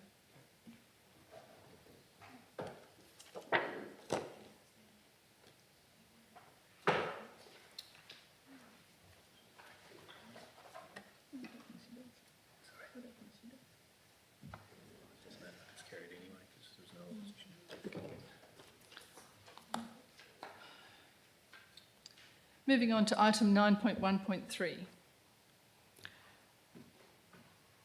Development application for group dwelling, 3 units, lot 92, number 37, Robert Street, Balingup. Manager Development Services, are there points we need to clarify from the deputation? Thanks, Madam President. I think they were pretty much similar to the first item, unless Council had any other questions. Councillors, do you have any other questions? Sorry. You're right. No? All right. Would councillors like to move the recommendation? Councillor Patrick, why I change? move an amended motion, Yes, Councillor Patrick. which is, it's more or less all the same. This one actually doesn't have the reference to the fencing. So it's simply the removal, I believe, of item number 5, which is prior to the lodgement of building application, a schedule of colours and materials be provided, and the development is constructed in accordance with that. I don't think there's any notes that sit there that the applicants request to be removed, and I don't think there's any reference to fencing on this one. 15, connected to ground effluent system. 16.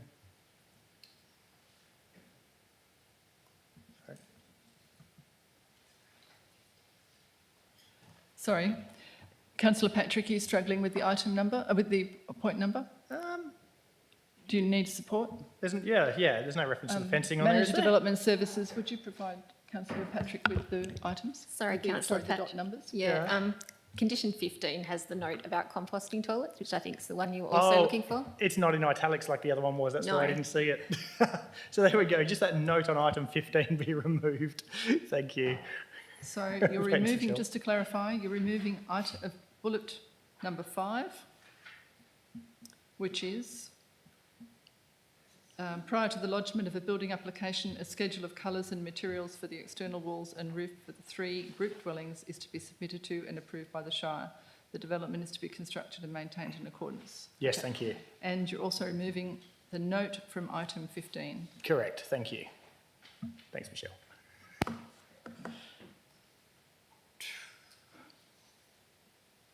Someone like to second that amendment? Councillor Shand?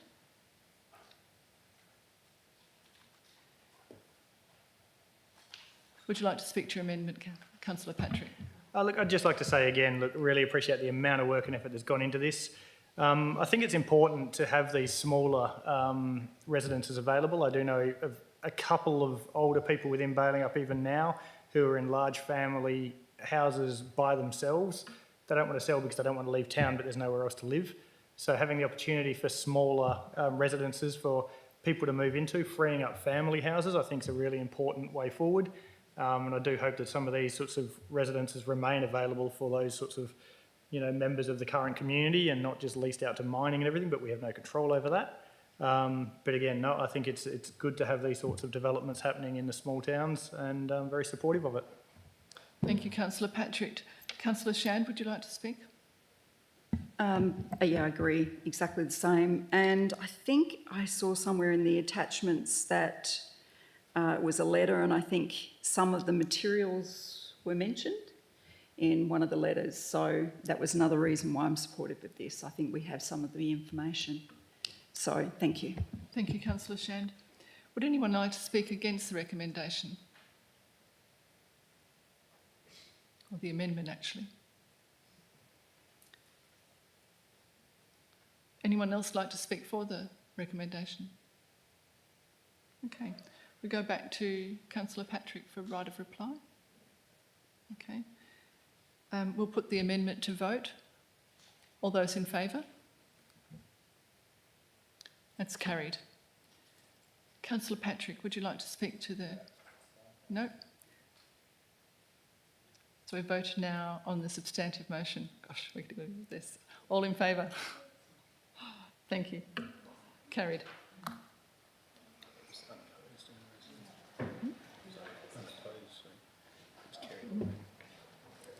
I was going to, and I thought, no, it won't be that way. Okay.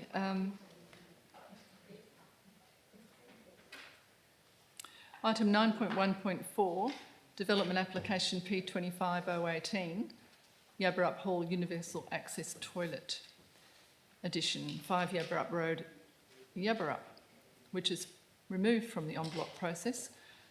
Do councillors, because it's coming off en bloc, do councillors have any questions on this? Yes, Councillor Shand. Thank you for allowing me to address this. It is a question in relation to the local planning strategy, the draft copy. I'm repeatedly asked if we are now a town site. So for the sake of this recording, I'd like if Michelle could explain to us the changes that could be made under the draft to make it into a town site. And it says prioritising the use or rationalising the use under this, I guess, description or zoning. Could you give us an example for the residents of Yabberup, what it looks like to go from being a hamlet to a town and how this changes that? Because it's in public document now, because it's in the attachments. Okay. Yep. All right. Manager Development Services, are you happy to answer that? Sure. Thank you, Madam President. So in the draft local planning strategy, the Yabberup hamlet, as it's sort of known, in the strategy is being identified as a potential rural town site. So that's a model scheme zoning that we don't have in our current town planning scheme. So at the moment, all of that land in the hamlet area or the town site is zoned priority agriculture, but the lots themselves, most of them aren't actually big enough to support priority agriculture. So every time someone wants to do something, they don't meet the minimum setback distances. It requires development applications each time. So the intention is, which we don't have any provisions yet because we haven't adopted the draft to then fall into a new scheme. But the way we sort of see it is that the new scheme provisions will sort of recognise there's other land uses within that town site that would then not necessarily require development approval. However, we do still have a special control area with that being a main road, so that would still potentially have some bearing. But at the moment, we don't have any provisions because we haven't worked through that process, but the intention is to make it, you know, recognise what's already there. So there's single dwellings on these larger lots. There's a old town hall on a priority agriculture zone lot, so it's to sort of recognise those things. Hoping that helps. Thank you, Michelle. Thank you. Thank you. Any other questions? Would someone like to move the recommendation? Councillor Shand? And seconder? Councillor Davey? Would you like to speak to the motion, Councillor Davey? Oh, just to say thank you. It's been a while coming to have this facility. Thank you. And Councillor Davey? Nothing from me. Would anyone else like to speak against the motion? We can take that as carried. In case you're wondering, I look at your faces, it's under 10.3 with the local meeting laws. It's a new trick that our acting CEO has identified, and it works quite well.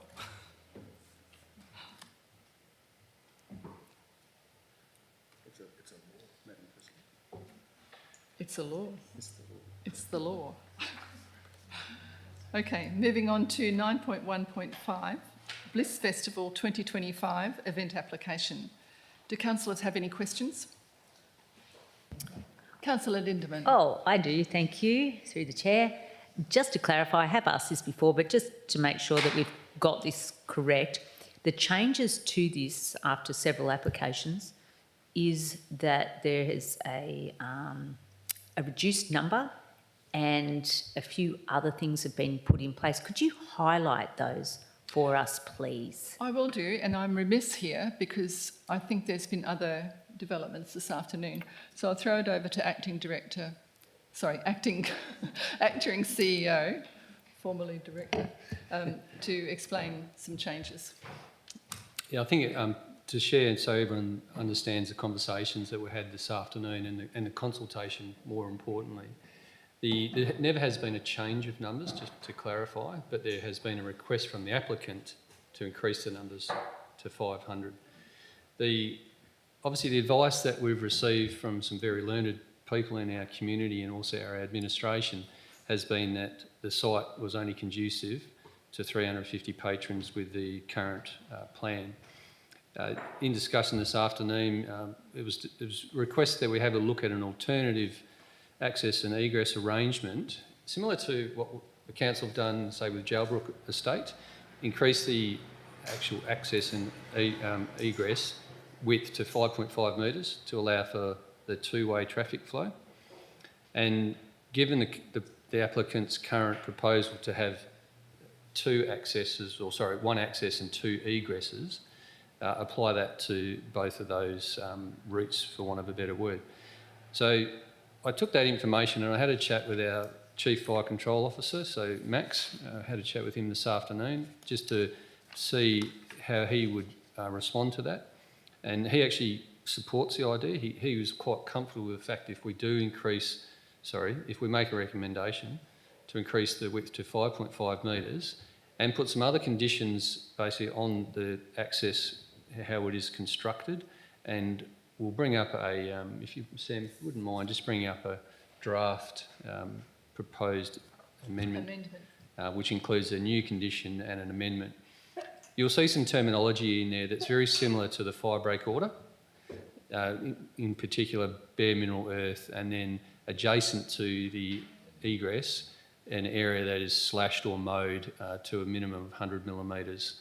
So, for example, if there's grass which is evident to the south, where the proposed south emergency exit is, there's quite high grass, so as long as that is cut down to below 100 millimetres, the Chief Fire Control Officer was quite comfortable, given the construct of that road and the access to the highway being double and dual access, he was quite comfortable that we could recommend increasing the patrons to 500, which is my understanding is really what the applicants need it to be, you know, that's what they're... Yeah. Viable. Viable, I think is the right word. So I guess, long story short, you can see the proposed new condition up on the screen and the proposed amendment that was put together in consultation with the Chief Fire Control Officer and also with Councillor Bailey this afternoon. So just bring it to Council so everyone can see it, so everyone sees the same information open or in your hands, President. Is it up here?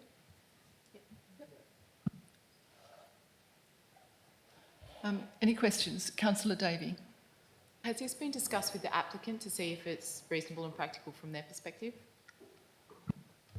Through the Chair, given that I didn't really have the benefit of time, no. It was pretty much this afternoon trying to reach a position of compromise. Thank you. Any other questions? Councillor Bailey. Councillors, this was not my work. It was set up by our town planner, by what she did in bailing up to a property. And the 5.5 metres gives 2 cars to pass safely and fire trucks also. So, you know, commend her on the work she's already done. I think this becomes a format for anybody that wants to hold a function where we don't have to worry about the liability. Thanks, Councillor Bailey. I was looking for a question there, but you're fine. All right then. Any other questions, councillors? Councillor Lindemann. Okay, my question is, if supposing this amendment was to be put forward and passed, it would then have to go back to the applicant who may or may not agree with it. Is that what you're saying? Thank you, Councillor Lindemann. Thank you. Acting CEO. Through the Chair. Thank you, President. Obviously, if Council approve the amendment, pass the amendment, then the application would be approved with those conditions. If the applicant isn't happy with those conditions, they still have the rights and remedies through the State Administrative Tribunal, which obviously this item is currently in directions. Yeah.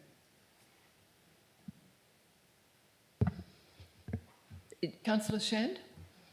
On that basis then, if we were to add this in and it were to be passed, it would be held in a much better light that we were trying to find a way to assist the applicant to meet obligations that we require in order to have 500 people. Would that be correct?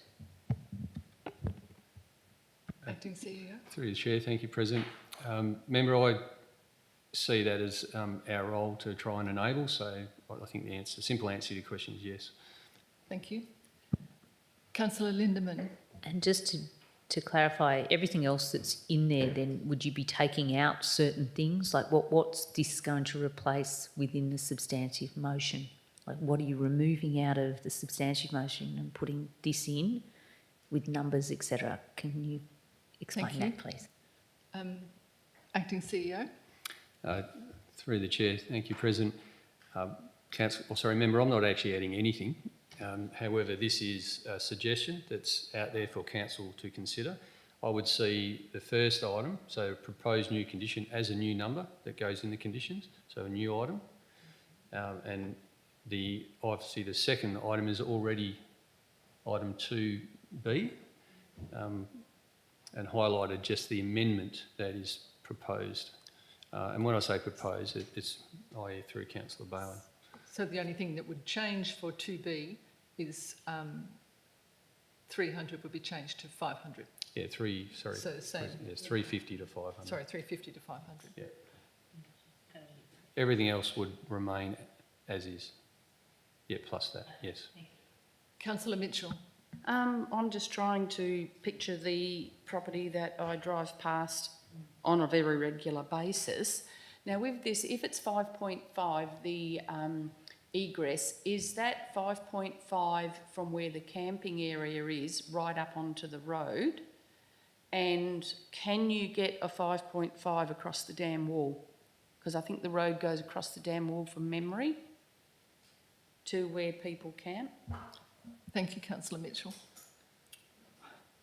Who could answer that question? Through the chair, can we just confirm the camping area? Is it on the highway side of the dam or the other side? It's the other side. So to answer your question, the idea is that the dam wall egress and access would be 5.5 metres wide. So it's consistent. Thank you. Councillor Shand? From memory, where is the parking? So for people to access their vehicles, where is the parking? Do we have a view of the site? I think that's on the highway side, isn't it? Yeah. It's in the attachments. Yeah, I think it's only in the attachments. Yeah. We'll just try and bring that up for you. I think for the benefit of clarity, we should bring that up. Yeah, in the attachment. In the attachments first. 9.1.5, so 103.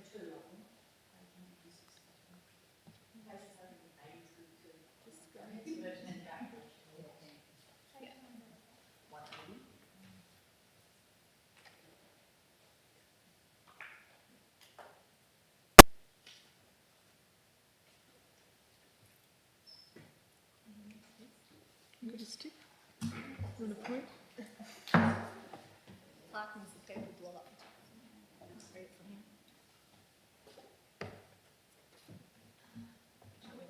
Yes.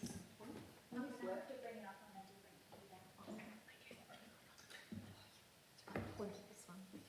So where's parking? I'll show you in a sec. Yeah, I'm just waiting for the pointer to click in.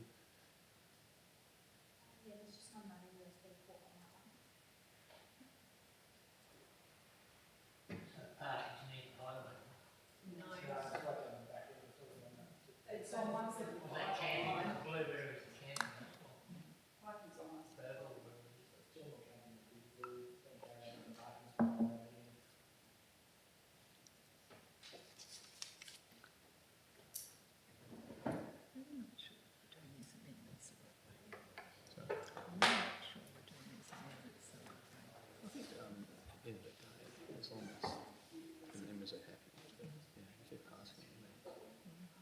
And what gets recorded in the minutes. As long as it's moved. Second, carried.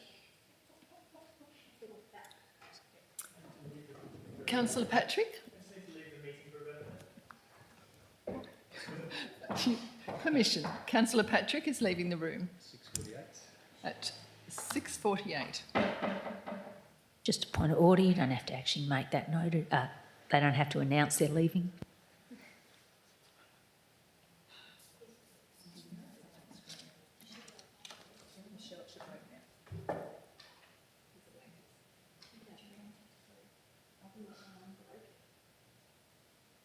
Let's try again.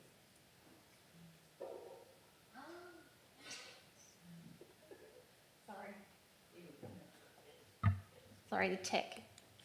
There's a general camping area here. Pretty sure the parking area is in this paddock. Or, I don't know what I did then. Sorry, Sam. What did I do? You scroll up a bit. Yeah. So that there's parking. And then there's additional caravan. I'm really not good at this, sorry. Additional caravan in there as well. And this is the dam wall that Councillor Mitchell's referring to. And there's also, if you scroll down a little bit more, please, Sam. There's another crossing over here. But I think the exit, yeah, on the... If we go to the... Sorry, I'll take on notice for next time. I need to put the plan in the report. to make it a bit clearer. On the emergency management plan, Sam? Councillor Patrick just re-entered the room at 6:49.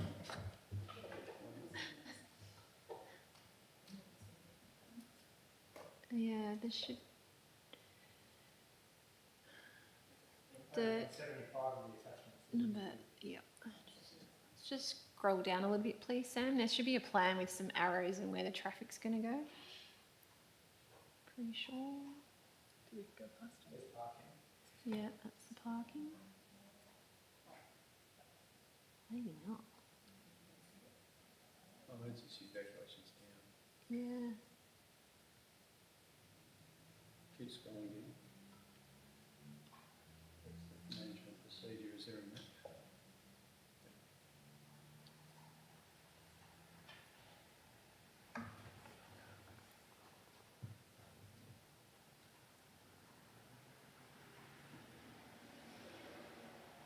Yep. Sorry. Back up. Yep. See that bit?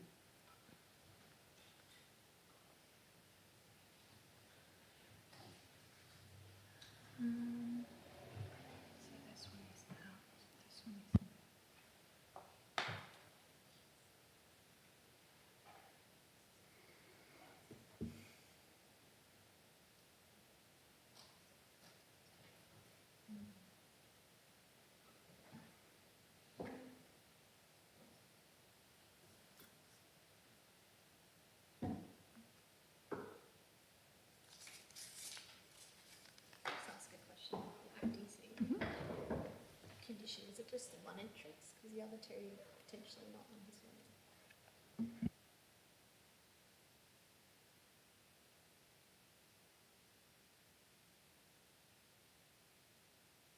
While you're scrolling to that, may I ask a question, please, through the chair? While you're still... Okay. Sorry, I think we should wait. So I was just checking. So this is one of the exit routes here, which is the one that was shown on the previous plan with the green arrows. And then the other one would be... Sorry. This one down here.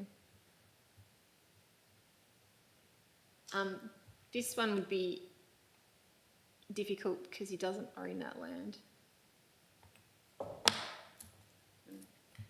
Through the chair, just to clarify, the alternative route that's shown on that plan heading up the page is actually through DBCA tenure. So yeah, the owner doesn't own that land, so that's why these access and egress. So there's primarily one access, but two egress points from, particularly from an emergency point of view, would have to be on the applicant's land. Thank you. Councillor Lindemann, your question.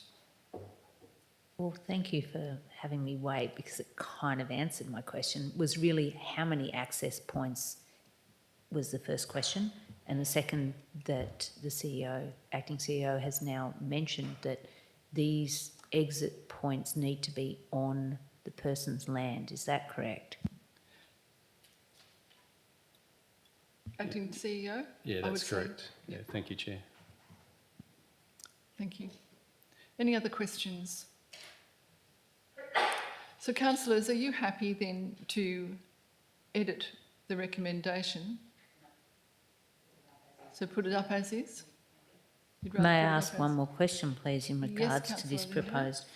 If this was to be put to us and approved, does that mean that they only have to have this wider road during the period that they're proposing? So let's say if they were to have it in winter, they don't have to, but is it, so do we need to clarify the actual period in which they need to have the wider road if they're to hold the event?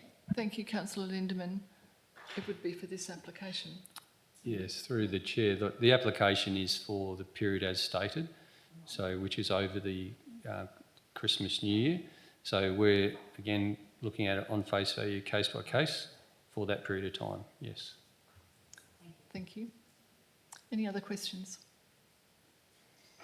Councillor Davey? Given the applicant hasn't reviewed the practicality of this, and there's points around whether you can actually have a 5.5 metre track on the dam wall, which from a quick Google Earth, it doesn't look like you can it be written in some way that it is 500 people if you can meet this condition, otherwise 350 people? Is it possible to write it that way? Thank So you, we don't Councillor end Davey. up having to go back through the SAP process again. Thank you, Councillor Davey. Can I just take a moment?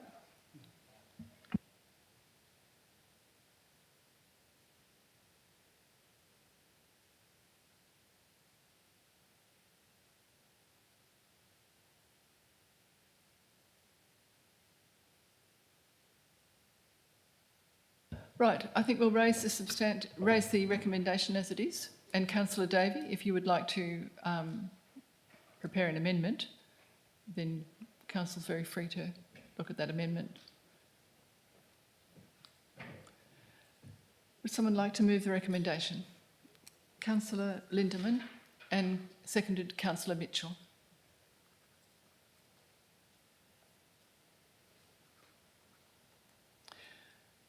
Councillor Lindeman, would you like to speak to the recommendation? I think giving them the opportunity to have a look at the few amendments that are there, or the numbers, I should say, the change in numbers, they may be able to possibly have a look at their event and tailor it to numbers that are listed, you know, the 350. And I feel that we should just move forward with this. We've made some compromise. I think going any further than that is maybe a bit onerous. So yeah, I would support this as it stands. Thank you, Councillor Lindeman. Councillor Mitchell? Yeah, I actually are very adamant on the 350. I think it's a good compromise. I think it can be made work. It's not only, it's the if it was in the winter time, they can do whatever they like. I don't mind. I think this event would be just as successful in the winter time with everyone dancing in the mud like they do at the medieval festival sometimes. I have got huge concerns about fire, even with all these restrictions in place. I couldn't possibly imagine going across that dam wall with a fire truck coming in the opposite direction, even if it was 5.5.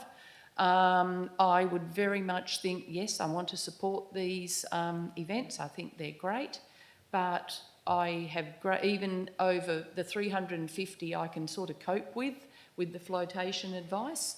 500 with the flotation advice, if it's really, really hot, I've still got concerns about that. So I'm absolutely support this item as it is. I think it's very well worked out and a lot of consideration has been made to it. And I also have got concerns about making amendments on the fly when you can't someone can't go and visually check.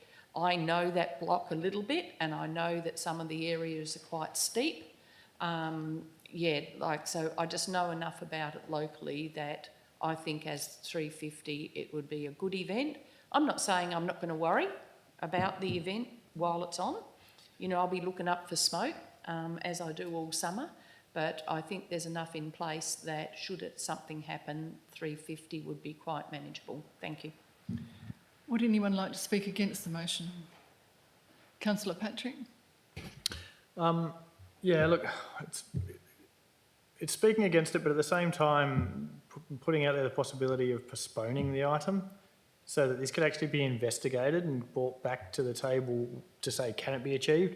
Because, yeah, looking at Google Maps, it looks like there's a building on both sides of the dam wall at one point, and I don't think we've got enough information to make a meaningful vote on the amended motion, but I'm not supportive of the current motion given that the applicant has specified, you know, for it to be a viable function, they have a minimum requirement, which I totally understand, and I'd love to be able to see if we had a way to get it across the table to make it viable for them and make them want to come back to the community and so on. You know, I don't know their business models, their structures, their overheads, so I can't say, yes, they can make it work on 350. They're saying 550 is their minimum, 500 is their number. I would like to do everything we can to try and support that, taking into account the fire chief's input and so on and so forth. but you know, I'm not supportive of dictating to say it's 350, which is basically, from what they've said at their deputation, it's just going to basically say, well, there's no point us even considering the matter because they need 500. So I would actually be supportive of trying to postpone the item until we got some actual numbers around that, the capacity to do that road widening, and is it within the applicant and the landowner's, you know, possibility. So I'm not supportive of the current motion as it stands, because we're basically potentially saying, well, you know, it's not going to happen because it's not financially viable for them at 350. Thank you. Thank you, Councillor Patrick. I have a quick question before I take any more debate. Can you please tell me if this goes through at 350, is it possible for the applicant to come back and resubmit with those changes for approval?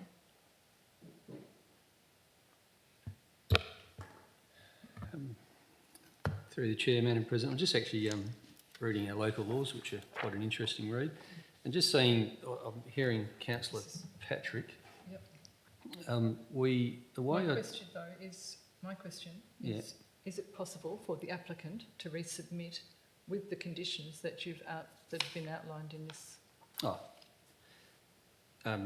So yeah, can the applicant put in a new or amended application? Yes. The answer is yes. Okay, thank you. Would anyone like to speak for the motion, for the recommendation? Councillor Kubler? Yeah, just in relation to, and I just probably more of a question. This is related to camping. Is there an ideal situation where they could people could just drive there for the day and be part of the crowd to make it up to the 500 so they could park near the highway? That's my question. CEO, acting CEO. Through the chair, from memory of the deputation, and happy to be corrected if someone has a different recollection, it was more of a come and stay event, is my recollection. So to answer your question, I believe it is a come and stay for a duration type event, Councillor. Thank you. Pete, sorry, Councillor Gubler, did you want to speak for the motion or against it? Well, or just sit back? Okay. Would anyone else like to speak for the motion? Would anyone like to speak against? Councillor Bailey? Through the chair, councillors, the attempt here is to put it on a commercial footing. They want 500 people. We've got liability to our community of making sure everybody out there is safe. Now, I see these emergency exits out there. I'm dead against people using those because in a situation people panic and they die. If they could achieve a 5.5 metre crossover, then you'd almost think that their concert is a foregone conclusion every time they want it. I believe the management of this has been outstanding in the way they present themselves and the things they've done to make sure it's going to be okay. But we need to know that we are protecting the community and everybody out there, because the financial loss and reputational loss of getting this wrong and people dying, it may never happen, but if it does, then we have problems. Thank you, Councillor Bailey. Would anyone else like to speak to the motion for or against? Councillor Davey? I'm sorry, did we get any feedback on Councillor Patrick's point about whether it could be postponed? With the SAT deliberations happening, is that not possible? We're actually debating the existing recommendation. So if you want to make a recommendation to say that you want the item postponed, It's simply a question. it would be an amendment. So, but with the SAT mediation process that's happening, is there a deadline on us that prohibits us from being able to postpone the item? Okay. Thank you. Manager Development Services. Thank you, Madam President. Yes, we have a deadline to provide a response to the reconsideration request. So yes, in short, there is a deadline, and that is it's in the attachment, actually.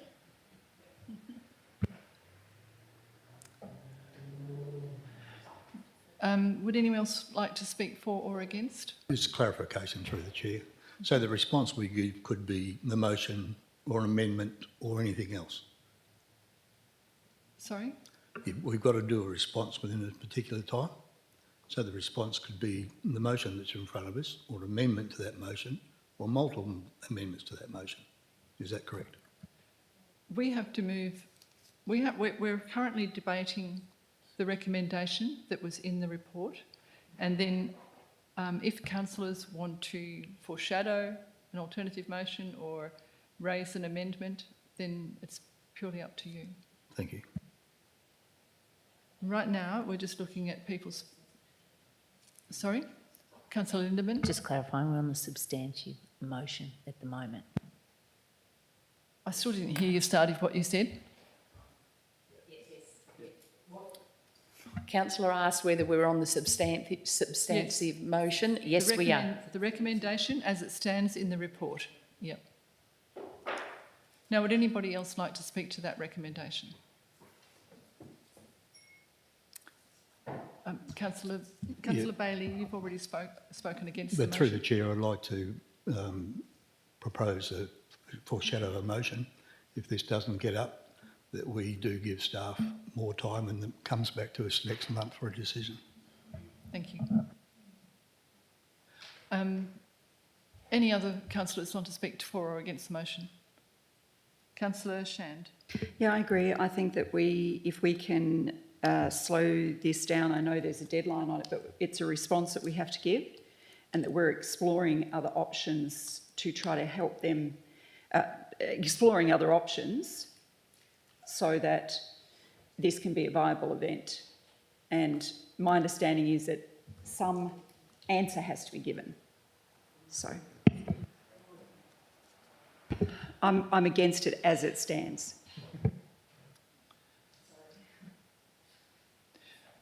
Okay, councillors, in the absence of any amendments, I'll go back to Councillor Lindemann for right of reply. Well, I'm just putting this forward. It's been presented, 350, irrespective of whether they accept or not. It continues a negotiation with the applicant. So we've negotiated a lesser number without substantive costs in regards to widening of roads, etc. We're just saying, how about this? And then they can come back. So I think at least we've left the door open for continued negotiations. So that's, I think, fair and reasonable. Thank you, Councillor Lindemann. And I've given you right of reply, but I forgot to debate myself. But nonetheless, we'll put it to vote. Those in favour of the recommendation?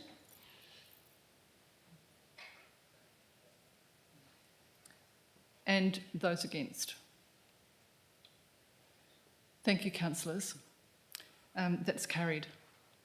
And if I'd remembered to give myself the opportunity to debate, I would have said I'm content to go back to pass this one, and if the applicant wants to, they can come again with the 500.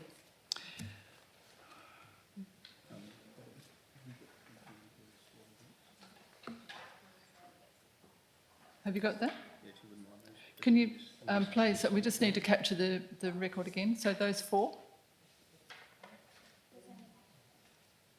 Those that voted for? Yep. And those that voted against?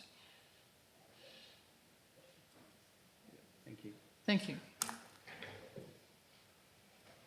Well done, councillors. We'll move on to item 9.1.6.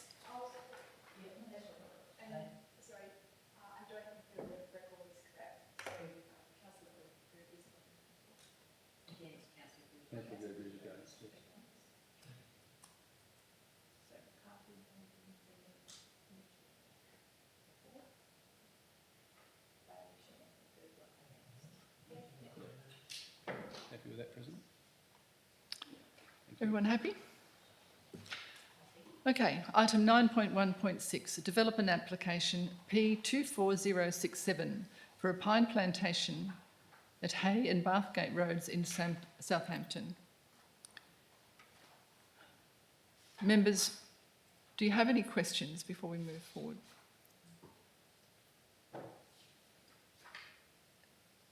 Okay, then Councillor Shand. Sorry, getting a bit overwhelmed. Yeah, it was in relation to the original letter I saw where it stated that this started in July last year.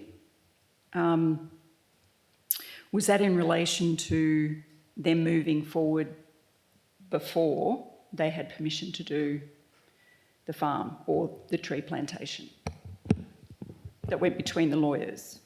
Acting CEO, would you like to respond? Through the Chair, Madam President, just Manager Development Services, correct me if I'm wrong, this is a retrospective application, so there was works done ahead of time. Any other questions, councillors? Would someone like to move the recommendation? Councillor Lindeman, and seconded Councillor Mitchell. Okay, Councillor Lindeman, would you like to speak to the recommendation? Okay. Look, I note Miriam Stanborough's email received on the 23rd of April, highlighting concerns regarding the safety and sustainability and responsibility, and that these concerns have now been addressed and satisfied. I'd expect we will continue with vigilance and responsible management of this plantation to continue over the lifetime of its project. I come from the ACT, and there was a firestorm in 2003. It saw 500 homes destroyed and 4 people were killed. Our old family home was on Warragamba Avenue, which was directly across from a pine plantation, and it burnt. And lots of others sort of stayed. It was very random, a bit like the LA fires, like some burnt and some didn't. Our suburb was just one of many nestled against neighbouring pine forests. The blaze was started by lightning strikes in a national park, but the Stromlo pine plantation was a significant factor in the spread and intensity of the fires. With mature trees containing the resin and the high density planting, and plenty of dry needles on the forest floor. Many changes were made and new management strategies implemented, so lots of lessons have been learnt in that area. So for any future applications, I hope we also consider the decrease in the biodiversity and the creation of favourable conditions for fire, for pests, and also it's a bit of an area for magic mushroom growth, so just be aware that as time goes on, police will need to patrol that as well as bailing up. Thank you. Thank you, Councillor Lindeman. Councillor Mitchell. How can I say anything? He's getting on to that magical 7 o'clock, but I haven't been at work. Okay, look, I just think everything that it's unfortunate that this is coming in as retrospective, but it's better than never coming in. Yeah, so basically, for the way I see it, there's an awful lot of work gone into it. That area, well, I'm quite happy with any form of plantation.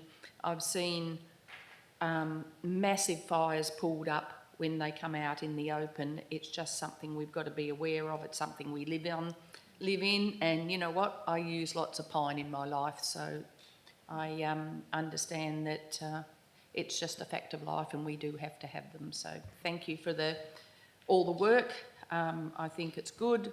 Took great note of the bushfire plan, took note of the issues that have been resolved, the issues raised and the issues resolved. There was a lot of reading this month, but yeah, we got through it, so thank you. Thank you, Councillor Mitchell. Would anyone else like to speak against the motion? Councillor Shand? Yeah, I'm never a big fan of combustible materials that don't have on-site people. Because we bear the burden for fire. But given that this is after the fact, I would like to propose to amend just one word or a set of words on item 6, that we take out the 3 months. I think they've had more than sufficient time considering this started in July last year, that upon, subject to the following condition advice, that they submit this pest, weed and dieback management plan to the Shire. I'm sorry, what item was that? It's, I think it's item 6. Just a sorry. point of order, you're checking for or against here. Yeah, so within 3 months. So. Oh, sorry, I said it was against, did I? Did I not say that? Oh, sorry. And you're proposing an I amendment? did say. Yeah, and proposing an amendment. And proposing an amendment on that basis, yeah. And the amendment it's just is those changing- 3 words because I think they've had sufficient time. So what are they changing to? The applicant shall? Shall submit. So all the information they have to give, they need to submit that. They've had more than sufficient time. Okay, so the wording for that in your amendment would be the applicant shall shall prepare and submit a pest and weed support. Do you think Yeah, that- because right at the top it talks about what is required and it says subject to the following conditions and advice. So they are to submit that to get their approval, not within 3 months after the approval. Okay. That then So- means that staff have to follow it up. Would someone like to second the amendment? Councillor Bailey?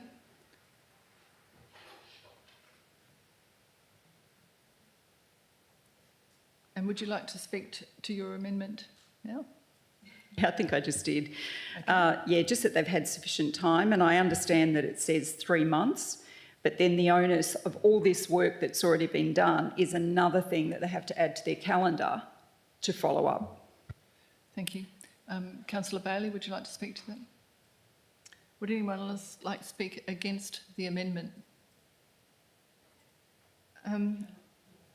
Yep, Councillor Mitchell.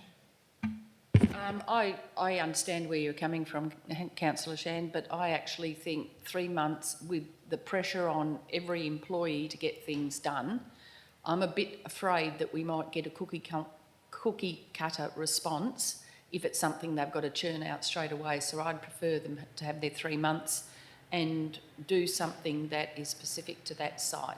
Thank you. Anyone else like to speak on the amendment? I'd like to speak on the amendment against it, sorry, Diana, just because sometimes there's consultants involved. You go out for expressions of interest and need to get their work done, and it's a bit of toing and froing. So it's probably, I understand the sentiment, but I think it's probably a little bit onerous to do that. Would anyone else like to speak for or against the amendment? Councillor Davey? Yeah, I agree with the sentiment of it as well. I'm just thinking, like, seasonally wise, if they get it done by spring, that's great. So the urgency to deliver it now, yeah, I don't see the urgency to deliver it now, although I think that your points were valid. Anyone else like to speak for or against the amendment? We'll put the amendment to vote. Sorry, right of reply, Diana. I just would have thought that given that this has been planned and it is already in the ground, that those plans should have already been done. And every time we have an approval put before us and we don't have that information, we're setting precedent for everyone who puts in an approval or puts in an application to miss documents, and then our staff have to chase them up. So that's where I'm coming from. Thank you, Councillor Shand. We'll put that to vote. Those in favour of the amendment?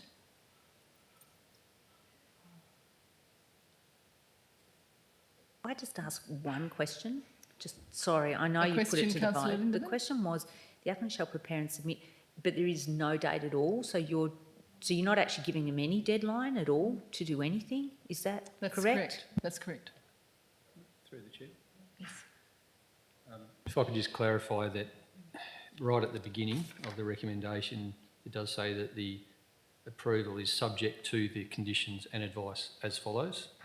So the approval is not granted until... Yeah. Yeah. Trust that helps. No, so we go back to voting on the amendment. Those in favour of the... Oh, sorry, I'm looking at a very strained face here. Nope, just a moment. We've all had the opportunity to speak for or against the amendment, and you've had your right of reply, Councillor Shand. I'll take questions only. Okay, those in favour of the amendment?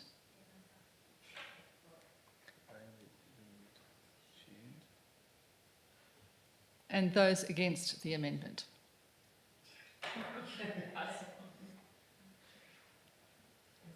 Just hold your hand up until Sam catches us. You right, Sam?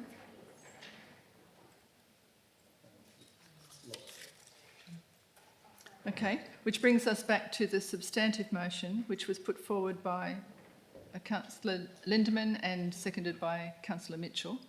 Would anyone like to speak against the substantive motion? Councillor Davey.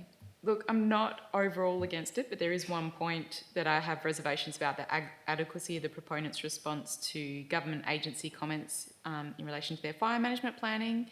They did note that it was unsatisfactory in a number of ways. So I believe that the concerns raised, which it did not necessarily relate to SPP 3.7 or the demolished residents, that these concerns should have been specifically addressed in more detail. So I just wanted that on the record rather than a vote against it. Thank you, Councillor Davey.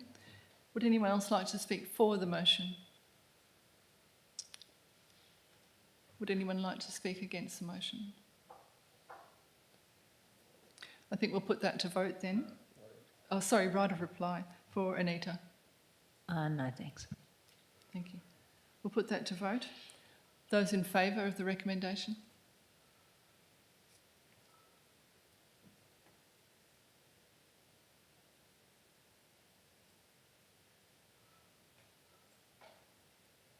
And those against?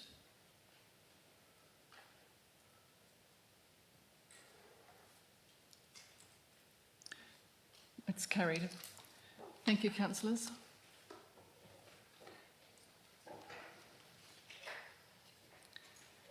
And moving on to Director of Finance and Corporate reports at item 9.2.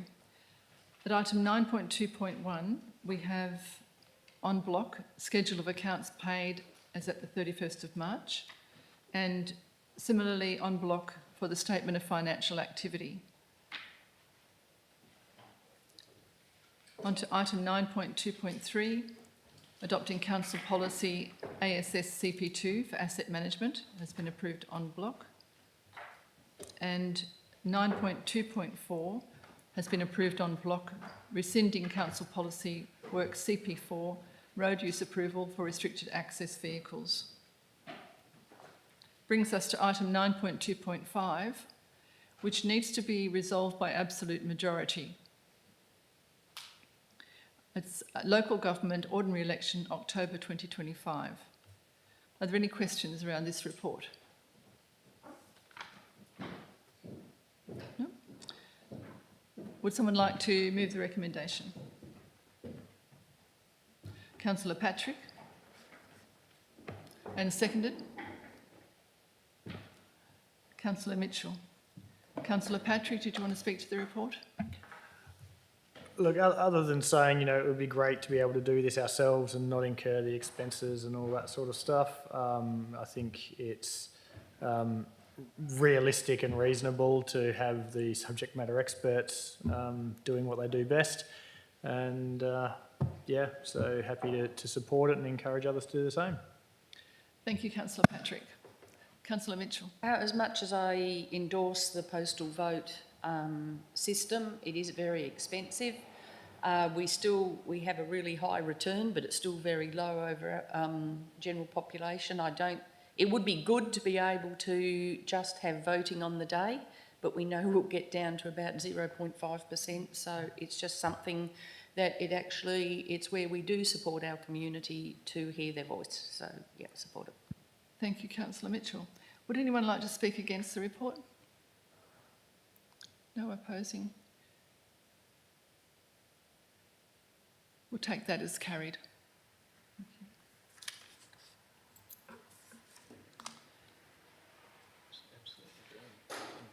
And that, yep, we've achieved absolute majority. We're fine. Okay. Moving to 9.2.6, which is the annual review of asset management plans and financial informing plans for the 25-26 period. I'm going to ask Finance Project Manager Stuart Eaton to introduce this report, and then I do have a question. Thank you, Chair. Councillors, the item and accompanying suite of documents that is being requested to consider and endorse at tonight's meeting is the annual review of Council's asset plans and financial reforming plans. And these form part of Council's obligations under the Integrated Financial Planning and Reporting Framework. Now, the Shire has an asset portfolio of approximately $350 million, so just over a third of $1 billion of assets, and the Shire is committed to a systemic process of understanding the Shire's long-term financial obligations that extend beyond the immediate budget considerations. As part of this year's review, there's two major, changes that I want to bring to attention of councillors. Now that the VC Mitchell Park Pavilion has been completed, staff have conducted a thorough walkthrough and assessment of its future asset renewal obligations for that facility, and that's identified an amount of $112,000 per year that's required to be put into the building reserve to meet these future obligations. Now, this is consistent with a provision that was made in last year's review of the long-term financial plan. So from that information that was presented last year, there's no change to the identified rate deficiency. Also for this year, a new asset plan has been to Council for consideration, and this is the Bridges Asset Management Plan. There are two primary components of the Bridges Asset Plan. While the Shire owns the bridges, Main Roads Department identifies an asset renewal or a renewal program which is funded from grants. So that is included in the asset plan and forms the basis of it, with the expenditure, as I said, funded from grants. However, the Shire is responsible for preventative maintenance from own source funds, and the plan identifies that $200,000 per year is required to be set aside into a bridges reserve, and you'll see, I think it's point 3 on the resolution. I'll just interrupt. Councillor Shands re-entered the room at 7:27. Thank you. So you'll see, I think it's point 3 to establish a reserve for that purpose. The Works and Services Department identified that $200,000 can come from the Bridges Maintenance Operating Account, so it'll have a no net effect to rates for the budget. The information that's contained in these documents will be used to be the foundation for the annual review of the long-term financial plan, and on the presumption that these reports are endorsed tonight, so the intention is the long-term financial plan will come to Council in May, ordinary council meeting, and that will present the holistic forecast of not only the council's non-operating requirements, but also an indication of the operating budget as well, and that allows council then to look at any long-term deficiency in income that will need to be funded from some source.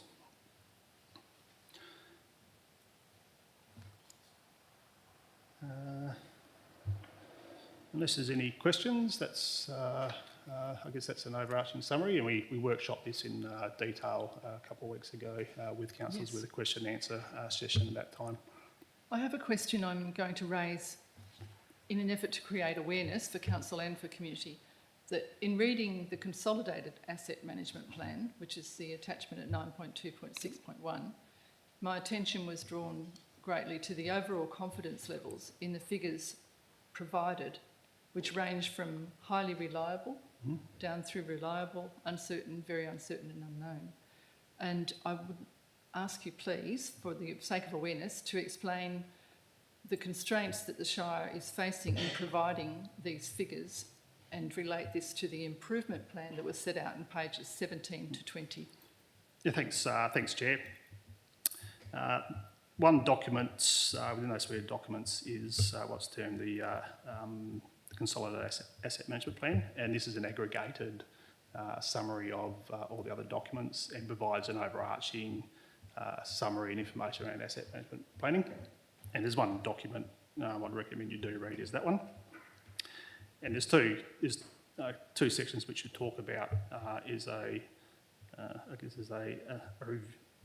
an assessment of the confidence levels of the information that's provided. As I mentioned previously, the Shire has $1/3 billion of assets, and the asset planning undertaken to date is based on current resources available to it. A major component of our asset portfolio is our transport infrastructure portfolio, and that's related to roads, drainage and footpaths. This Shire has never had a dedicated civil engineering resource to plan for the Shire's transport infrastructure network, and as a consequence our knowledge of our long-term obligations is very limited. Currently the budget sets aside approximately $1 million from own source funds for road construction, and that includes asset renewal, and those funds are augmented through grants, predominantly through Black Spot's Roads to Recovery. So we don't know if that, with that level of funding is sufficient to meet Council's long-term obligations. We don't know if it meets its obligations or it's too much. And the only way we'll know that is by applying resources to it, and that's a staffing resource, which we don't have presently. So the Consolidated Asset Management Plan identifies a number of improvement areas that we can do to improve the quality of information, and as a consequence for that, embedded decision making. Thank you. And that involves both systems and human resource. Yeah, so both the human resource to bring it all up to highly reliable, as well as appropriate computer systems to be able to do that. All right. Are there any other questions, Councillor Davey? So I think President McCarthy's question was related to an email that I sent probably a week or so ago, questioning the uncertainty around transport infrastructure in the long-term management plan. And I appreciate the detail that you've gone into and making it clear to everybody that we do have a gap there and we would need a resource to close it. Mm-hmm. So, it's a third of our asset portfolio when you go through this document, and we don't have that resource calculating the financial impacts of maintaining these assets. You mentioned $1 million a year, then it's made up with grants. Does that make up the $4 million that we're seeing in the report? Which report? Sorry, the consolidated asset report. I think it talks about $4 million per annum for roads, car parks, drainage, lighting and footpaths. That figure is sourced. We use in the absence of information, we're using an estimate based on depreciation of those classes. We're making the assumption through that process that if the assets depreciate by that much, that's the much we need to be investing back into those. Yeah. But it's an accounting-based indicator of an assessment. So until we actually do that work, we actually just don't know. Mm-hmm. Yeah. Councillor Davey. Sorry, so follow up to that question. So given that it's really clear from what you've said that there's still a lot of work to be done to understand our shortfall in reserves around transport infrastructure, and we all have obligations to manage that, is there the recommendation for an additional in-house engineering asset planner to reduce uncertainty associated with long-term asset planning for roads, drainage, footpaths? Is that proposed to be included in the 25-26 budget, that resource that you've recommended? I've had no discussions relating to it. My suggestion would be that would be included in a discussion with an overarching workforce plan, and then for council then to consider where its priorities lie. This is one priority, but there may well be other priorities as well, and I think the best process for that would be the workforce planning exercise. And it would be linked to systems and process development. Yep. So the software, this analysis, if I'm correct, is all being done manually? Your asset management plans are all constructed manually? Yes. It's not done through software that could do this with greater capability? And to do that, you would need a resource it goes hand in hand. Develop the software, where's the resource? And then resources with expertise. So it's just highlighting the constraints that our Shire faces in pulling this together, and careful consideration of the improvement plan over time is one for us to be aware of. Are there any other questions? Councillor Mitchell. Sorry, I was frantically trying to find something that I was looking for. Firstly, and I didn't quite hear, it seems to be name of the game this evening. Did you say, Stuart, that we've got the opportunity to discuss this in a workshop, or was the discussion we had in the workshop? I'm sorry, I didn't quite hear. Was this in regard to the resource you're talking No, about? no, no, it's just when you were, your general address, you said, you know, this is what, I couldn't hear whether you said we will have the opportunity or we have had the opportunity to discuss further. We had that workshop a couple of weeks ago, and that's the If I prelude to may. coming to council, and we typically have those workshops in the Thank you. lead up to the council OCM regarding the matter. Thank you. Councillor Mitchell.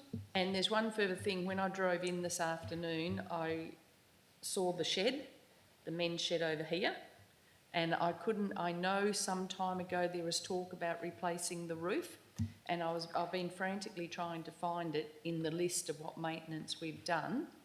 I've found the administration centre, but it's not linked to that. Would you have, and please take it on notice, and just identify if there's any maintenance for that building identified in this budget? That's all. Thank you. Yeah, thanks, councillor. I'll take that on notice and supply that to every councillor. Any other questions? Councillor Gubler. Just in relation to that roof, when I was, my other term, we talked about, there was a budget proposal, probably about 2.5 years ago, that we spent $70,000 replacing the roof, and it was taken out of the budget, so from my understanding of what. Thank you.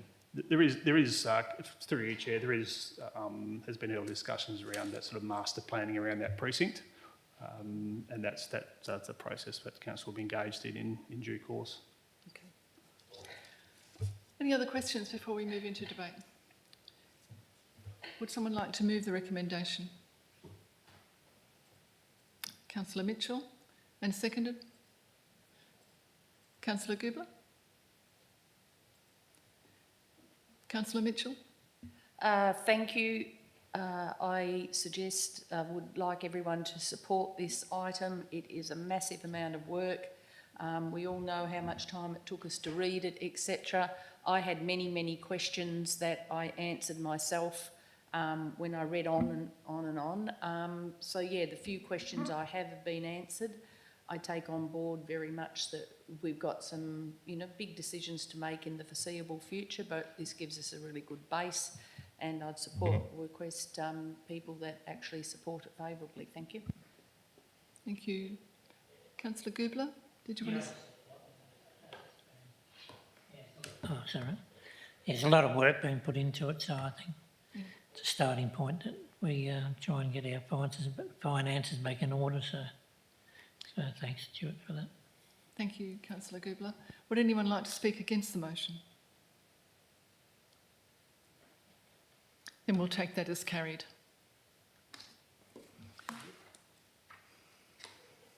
Thanks very much, Stuart, for all the work you've done on that report.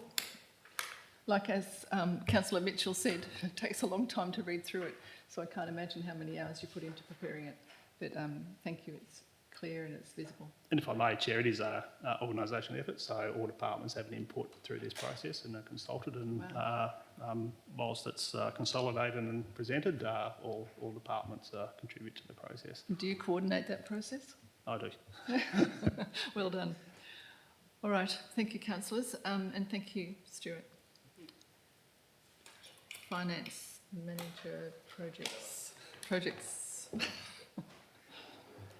Okay, moving on to 9.3, we have no reports from the Chief Executive Officer or acting otherwise. Definitely not. And item 10, there are no elected member motions. Item 11, there's no new business of an urgent nature, which brings us to item 12, meeting items closed to the public. We have two tonight that we'll close for. The 12.1.1 relates to the VC Mitchell Park tennis court lighting, and 12.1.2, which relates to request for quote 336 for the supply of a loader. So would councillors like to move that we close the meeting to the public? Councillor Lindemann, seconded. Councillor Shand. Anyone oppose the motion? We'll take that as carried. Would councillors like a comfort break before we continue?